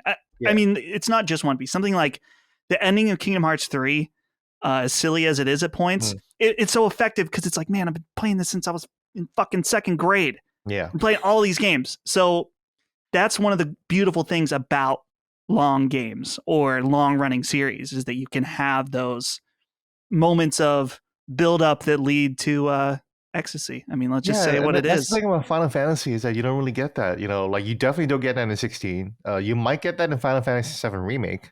Or like if you Mhm. play something like Crisis Core or the new Ever Crisis, which I have no idea what the fuck that's about. I still have to look into that. Um, but yeah, guys, play the Xenoblade trilogy. If Final Fantasy 16 is leaving you a little bit cold in the storm in terms of RPG mechanics, and you're really thinking like, wow, I would really like to play a game as good as Chrono Trigger. This is it. This is it. It's the same guys who make the intro from Final Fantasy 6, same guys who worked on Chrono Trigger, the same music composer who did the Chrono Trigger soundtrack. You listen to the soundtrack in Xenoblade Chronicles, you can hear Chrono Trigger in it. This is Yeah. the game, guys. Yeah. Well, you heard it here. Gene's demanding that you Mhm. play this. So we expect reports next week. Yeah, so I hooked up my Wii U back again. It was an interesting experience. My Nintendo account was still logged in, so I did have to do an update. I went into the eShop, completely empty. It's just a gray page of Yep. nothing. Mm-hmm. And I started to feel deep, deep regret that I actually didn't bother taking this out and mining through the eShop back catalog and getting all those like old Game Boy or 3DS or like like Game Boy games or Super Nintendo games on the eShop and having them downloaded on there because I have nothing else on the Wii U. This console is essentially worthless now because all I have downloaded on this is Super Metroid, which I can just play on the Switch, Super Mario World, which I can play on the Switch, and then there's Twilight Princess and Wind Waker, which I can get here too. But that they're going to come on the Switch sooner or later. They have to, right? So really, the Wii U right now is only a Xenoblade Chronicles X machine. That's it. Yeah. I got nothing else in this console besides that game. Besides that game too. Got to go get And some discs. It's Physical games. Yeah, what you and got. then so Xenoblade Chronicles X, if you want to buy it, it's like $200. Yeah, man. Yeah. No, because I feel very similarly, Gene. I still have my Wii U. I still have there's games I want to go back to for it. I have Tokyo Mirage Sessions FE for Wii U, which it was later released on Switch, I believe, but I never played it, so I'm determined if I'm going to play it, it's going to be my Wii U copy. But I am disappointed that I got into Xenoblade now, because if I'd known earlier that I would have liked that game, I probably would have just bought a digital copy of it. But now it is like, yeah, if I want to play this game, I'm going to have to hunt down a physical edition. I don't really want to do that, but I mean, what are my options otherwise? If it's not going to come to Switch, then, I guess I could just forget about it, as I do many things in my life, many of my deep regrets. Yeah, I will say that X is not necessary at all for the Xenoblade 1, 2, 3 story at all. But it looks cool. It looks cool, and you drive a mech, so that's the only reason why I'm playing it. It's not really. And I'm because of the story. literally, you can't see it, I'm wearing a Voltron shirt today, so I love big robot stuff, man. This is exactly up my alley. I just never took interest in it earlier, though. It really wasn't. I had the game because I got it, buy two get one free from Target. Really wasn't until I started talking to Gene that I was like, I gotta see what this is about. This man's giving me ideas. And now the regrets are piling up of, man, I should have bought it on the Wii U digital shop. I should have done it. But I had no idea. I was younger then. I'm just so so glad you like the story, because the story has so many surprises. It's incredible. It really is incredible. Yeah. Well, guys, to end off our show, we've got 3 listener write-ins. We've been taking a bunch throughout the show, but I had 3 at the end here that we can take us home with. That's first one goes to Matthew Bunton, who says, "Hey, Brick Fisters, what would be an accessory that you'd like to have for the Switch? It can be gimmicky or something to improve the quality of life. I think the Nitro deck is going to be a great improvement for those who play in handheld mode. I did look at that Nitro deck thing. It's not out yet, but it looks pretty cool. It's like a controller that the Switch slots into. It's got back buttons. It's got all kind of cool stuff. So that's kind of an interesting way to do it. Instead of having like advanced Joy-Cons that have all kinds of buttons, it just slots right in. That's pretty neat. For me, this is an accessory that exists that I can't tell if it's worth the price of admission, and I can't remember exactly what it's called. But It's a Switch accessory that it's like a clamp, so you can hold the Switch on the Pro controller, and it's Oh, I've seen. Mm, yeah, it's different than like a normal phone mount, or at least they advertise it. It's like it's weighted correctly mm, because I'll use Joy-Cons in handheld mode, but I don't like it. And mhm. I don't know about those advanced Joy-Cons because then you're missing features that don't have rumble. Holly has one of those grips that's really nice, the Satisfy grips, and she Yeah. swears by that. Mhm. So, Mike, what kind of accessory would you like to see? Or would you either hypothetical or real that you want to try out? Honestly, I probably should invest in one of those grips. I used to have one, 'cause I bought it like for a roommate at the time, and just it was something that I moved out. They kept it, but I play so much in handheld mode, and I do start to notice like I have relatively small hands, so I don't find the Switch uncomfortable to use. But there are after like a couple hours of playing, and it's like man, the hand cramps kick in. Like the Pro controller is so comfortable by Yeah. comparison. Mhm. I do have one of those little stands that you can put the screen on, so you can put it like on a little table and then use your Pro controller. So, you're playing not in docked mode, but pretending you're on a little TV. But the problem with that is my bad eyesight, and the Mm, coffee table is too far from the couch. So I'd either have to move the coffee table closer so I can actually see the screen, or I just play in handheld mode. That's what I do. yeah. So what I actually probably should do is talk to Holly and get the Hmm. same grip that she has, because that's what I need. I am so much more comfortable playing Switch when I get to use the Pro controller because it's fantastic. It's a really great controller, better than the Wii U Pro controller, which was good, not great. The Switch Pro controller is excellent, but yeah, I need to make the Joy Cons more comfortable, especially as I'm digging into longer games again on Switch. It's just one of those things though that I kind of forget about, and it's too easy to just be like, this is just how it is. When the reality is that there's so many accessories already, and I just haven't really dived into them. So Yeah. I want to get on that. I want to get one of those fancy schmancy, grips for the Switch. Yeah. Real quick, the thing that I was talking about that it's a holder for the Switch on the Pro controller, it's called the Fixture S1. So if anyone has that, and let me know if it's any good. It's probably well designed. It's $40 for this grip thing. It feels a little expensive for what it is, but if it's good, then let me know. Gene, what about you for either wanted Switch accessories or hypothetical Switch accessories? I feel like the only Switch accessory, because I have a bunch. I have the Satisfy grip. I have the Hori split pads with the back Oh buttons. yeah. Hmm. So like I can just play the Switch any different way I want to, depending on my mood. I even have the Skull Candy grip, which is just a lot easier to put on. The Satisfy grip is more satisfying, I guess. It's actually better and more comfortable to hold, but it's a little bit of a struggle to kind of like squeeze into the grip. Whereas the Skull Candy just kind of slides right in, and if I'm just really just wanting to play something for 15, 20 minutes, I just use that instead. Really, I think the only accessory I don't have, and I probably should get sooner or later, is some kind of like wireless headphone adapter. Right? Be nice to Hmm. just be able to use my AirPods for You that. can now.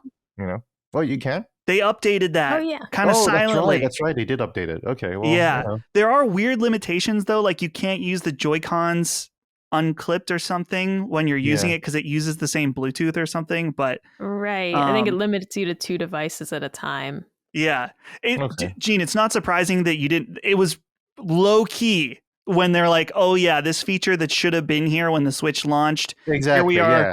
Here we are 4 or 5 years later. We're just gonna put that out." Yeah. So No. No. No. You're right. I totally forgot. I remember hearing something about that. Okay. Well, yeah, there you go.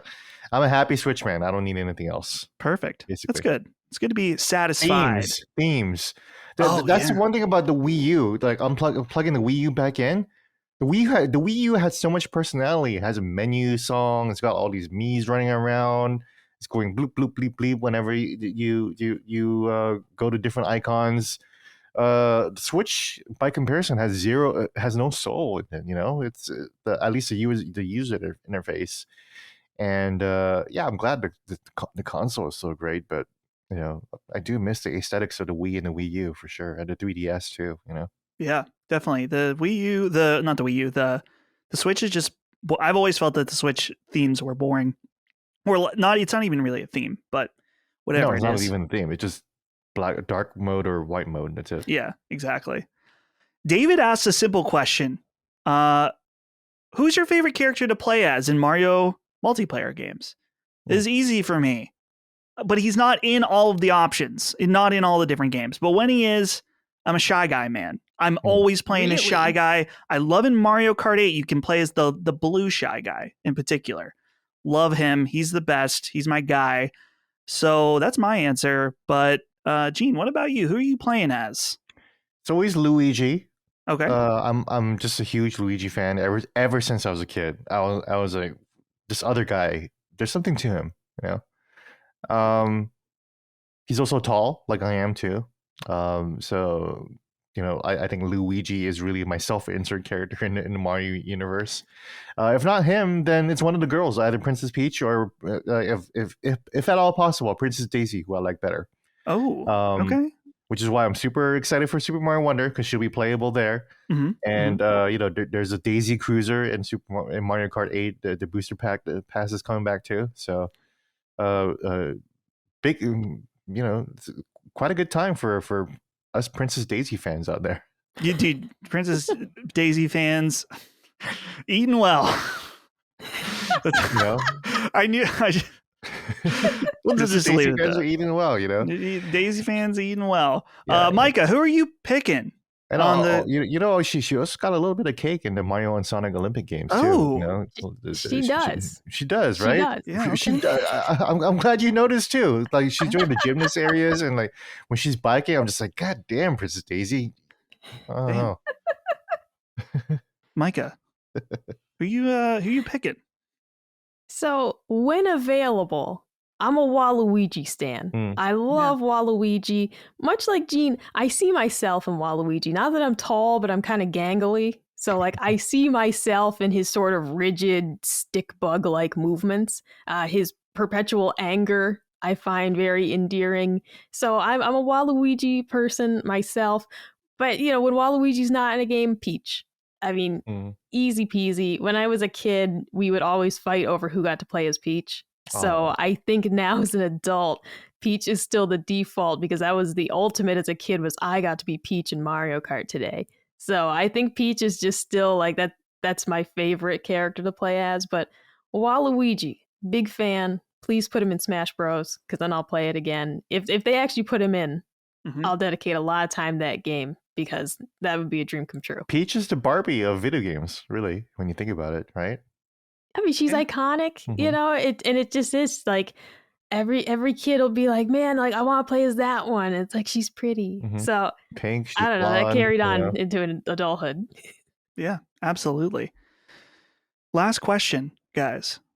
Which this one we're gonna make this quick, but I there was a specific point I wanted to make when I read this from Rob Kavazna, who says, "Dear Brick Squad, I've always been curious to play Super Mario RPG the way the Lord intended, on a beautiful CRT with original hardware, possibly modified for component support. The dream has always been to find the game for $20 or so at a yard sale. Unfortunately, everywhere I look, the game is $100 or more dollars. Would you four, as intellectuals, just spend the money and end the hunt? Double down and hit up, or double down and hit up garage sales, or accept defeat and play the game on a Switch a couple of months like some sort of Zoomer." And then he asks about if any retro games are white whales or stories acquiring games. I have to burst your bubble here, Rob. The likelihood of you finding Super Mario RPG at a yard sale in the year of our Lord 2023 is so fucking unlikely that you should probably just bite the bullet. I have been to, well, not this year, but last year, I went to dozens of yard sales. You know how many Super Nintendo games I saw? Zero. No Super Nintendo games at any of them. And I'm not saying it's impossible, but you're never going to, I highly doubt you are ever going to find this game at a yard sale. And if you do, people have wised up. I was at a yard sale this weekend where someone had GameCube and 360 and some PS3 games too. They were selling, these were not all the GameCube games. These were like Medal of Honor, movie tie-in games, which another, like they had Return of the King. Great game. They were charging $10 or $15 a pop for these. How much? like $15 for Lord of the Rings on GameCube, Okay, yeah, which that's a fair online price, sort of. But that is, yeah. I was like, yeah, people know what they have more often than not. So you're just not going to find that for $20, I would say. But I got to say, if you are committed to having the authentic experience on a CRT, it's a money pit, especially now, to get not only just to have a good CRT, but to also get the right cables. Like for me, explaining a little bit of my setup, the Super Nintendo doesn't have component out, but it does have RGB out, which you can use adapters to use a European standard called SCART, which you can then change into component, I think.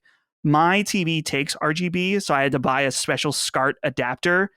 Uh, it's not that complicated, but I highly recommend a channel called My Life in Gaming, where they have all these different videos where it's like, oh, you want to get the best picture quality out of your Super Nintendo? Here's how to do it on a CRT. Here's how to do it to upscale it. There's really, really thorough guides on this. So, if you like the CRT experience, I mean, and that's the thing, if you have the cash, retro games are just really, really expensive now. There's no way around it. They're not going to go that much down in price, maybe even at all. A lot of times I just bought Wild Arms for, I think it was like $50, which that's about the price it was when it came out. So that actually wasn't that bad. But Paper Mario right here. Do you guys know how much I spent on this Paper Mario? Can you guys guess? How much did you spend on that one? This was I'm gonna guess 80. What was that, Micah? I'm guessing $80, but now I already know I'm Nope. wrong. It was $105. Yeah. And that was Ooh. the best deal I could find at the convention. That's not a bad deal for the best Paper Mario. The No. one that everyone wants, right? And it's not the player's choice version. It's the regular version, and it is complete, you know? Yeah. So This right here is $200, man. Are you sure? I was looking that up. I've seen some copies for unless you want it sealed. Yeah, sealed, yeah. Oh, sealed. Okay, yeah. If you want it sealed, you're gonna be paying for it. I have a sealed copy. I have 2 copies. This one's open, and then I have a sealed one. So I'm keeping that one closed. Very good. Very good. But I don't know if you guys have any other thoughts about that. I just felt like I had to burst Rob's bubble and be realistic about these hunts, you know? Because I'm with you on that. I did recently see someone on Reddit posted like a really nice, tag sale find. It was like a GameCube with several games for like $5. But you look closely at the games and it's things that are really easy to find. Need for Speed, sports games. It's things like that. They didn't find anything revolutionary in that box of games. So I think your odds of finding something exceptionally rare at a decent price at a tag sale, like that's where you're kind of getting a little too far-fetched. Maybe you'll find something like Dustin did where the games are like priced appropriately, but finding it in the first place in that scenario is probably really rare. I do want to say, because Rob had asked, did we have any fun stories of finding a game? This was when they announced that Vita games, were like, we're never making any more Vita games. And I had to have a copy of Tales of Hearts R because that's my favorite Tales game, maybe my favorite Vita game of all time. I owned it digitally because the way I got into the series was it was part of the PlayStation summer game sale. So I bought it for $2. Loved the game. It's what got me into Tales.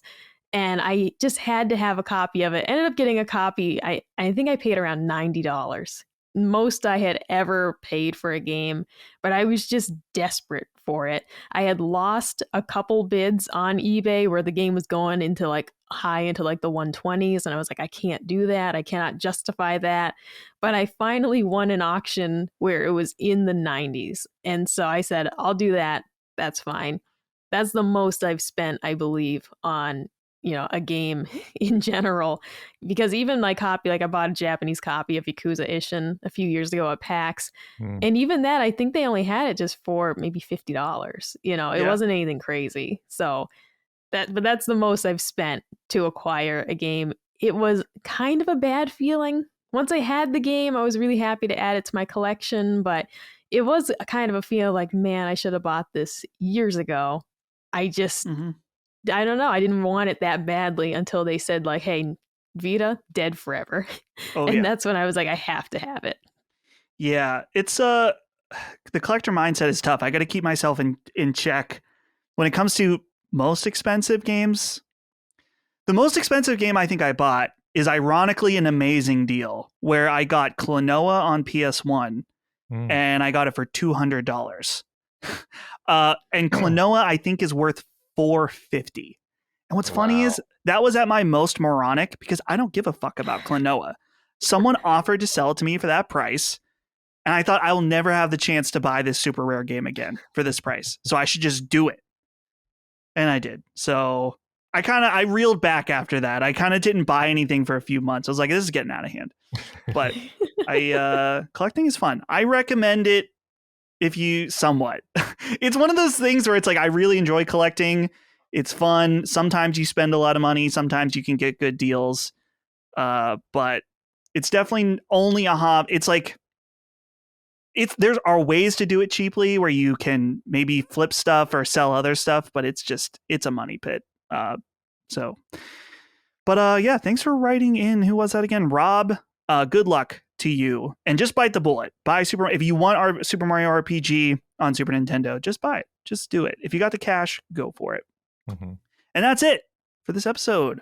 Punching Up, man, we had no problem filling time. Not that it was like we were dragging things out, but no problem without Dagan. But I'm sad he wasn't here. Still, nonetheless, we didn't have that Dagan charm to this show, but he will be back on the next episode. And of course, thank you to my co-hosts, Gene and Micah. Thank you guys for hanging out. Gene, any closing thoughts? No. I can't remember. I don't think I've ever bought a rare game. Oh, before. Yeah. Every rare game I own is a game that I bought pretty much straight out. Yeah. And that includes Attack on Titan 2 Final Battle on the Switch, which is pricey, and Code of Princess X on the Switch, the first print. I have that too. So yeah. Well, that's good. That's the better way to do it. So is to buy them when they come out instead of regret it later. Yeah, because I'm kind of guessing like, okay, this game is going to be rare, so I'm just going to get this now. That's kind of where I go from. So I was like, I know the Attack on Titan game is going to be out of print soon. Who's buying the Attack on Titan 2 on Switch? Right. Only me, So yeah, exactly. Micah, closing thoughts at all? Man, I'm just ready to go get in my little gummy ship, go down to the grocery store, going to BJ's today. I love going to the Warehouse Club. It's one of my favorite places. I adore shopping at the Warehouse Club. Hell yeah. I've never been to a BJ's, but we have Sam's Club, which I feel like is the chum bucket of warehouse stores compared to Costco and BJ's. But it's what we got, What's all we got is the Sam's. So, but yeah, thanks everybody for listening. We'll be back in just a few weeks with another episode. But until then, we'll see you guys later. Goodbye. Adios. Punching Up, a Nintendo podcast, is a product of Last Stand Media and Collins Last Stand LLC, and is proudly recorded in the USA. The show is written and produced by me, Dustin Furman. My co-hosts are Gene Park, Dagan Moriarty, and Micah Watson. The show is edited by associate producer Ben Smith. All of Last Stand's theme music is by Ramon Narvaez. Punching Up, along with the rest of Last Stand Media shows, are fan-funded on Patreon at patreon.com/laststandmedia. The following names are at the producer level on Patreon, our highest tier, and we're grateful for your kind contributions and generosity to our independent endeavor. Thank you.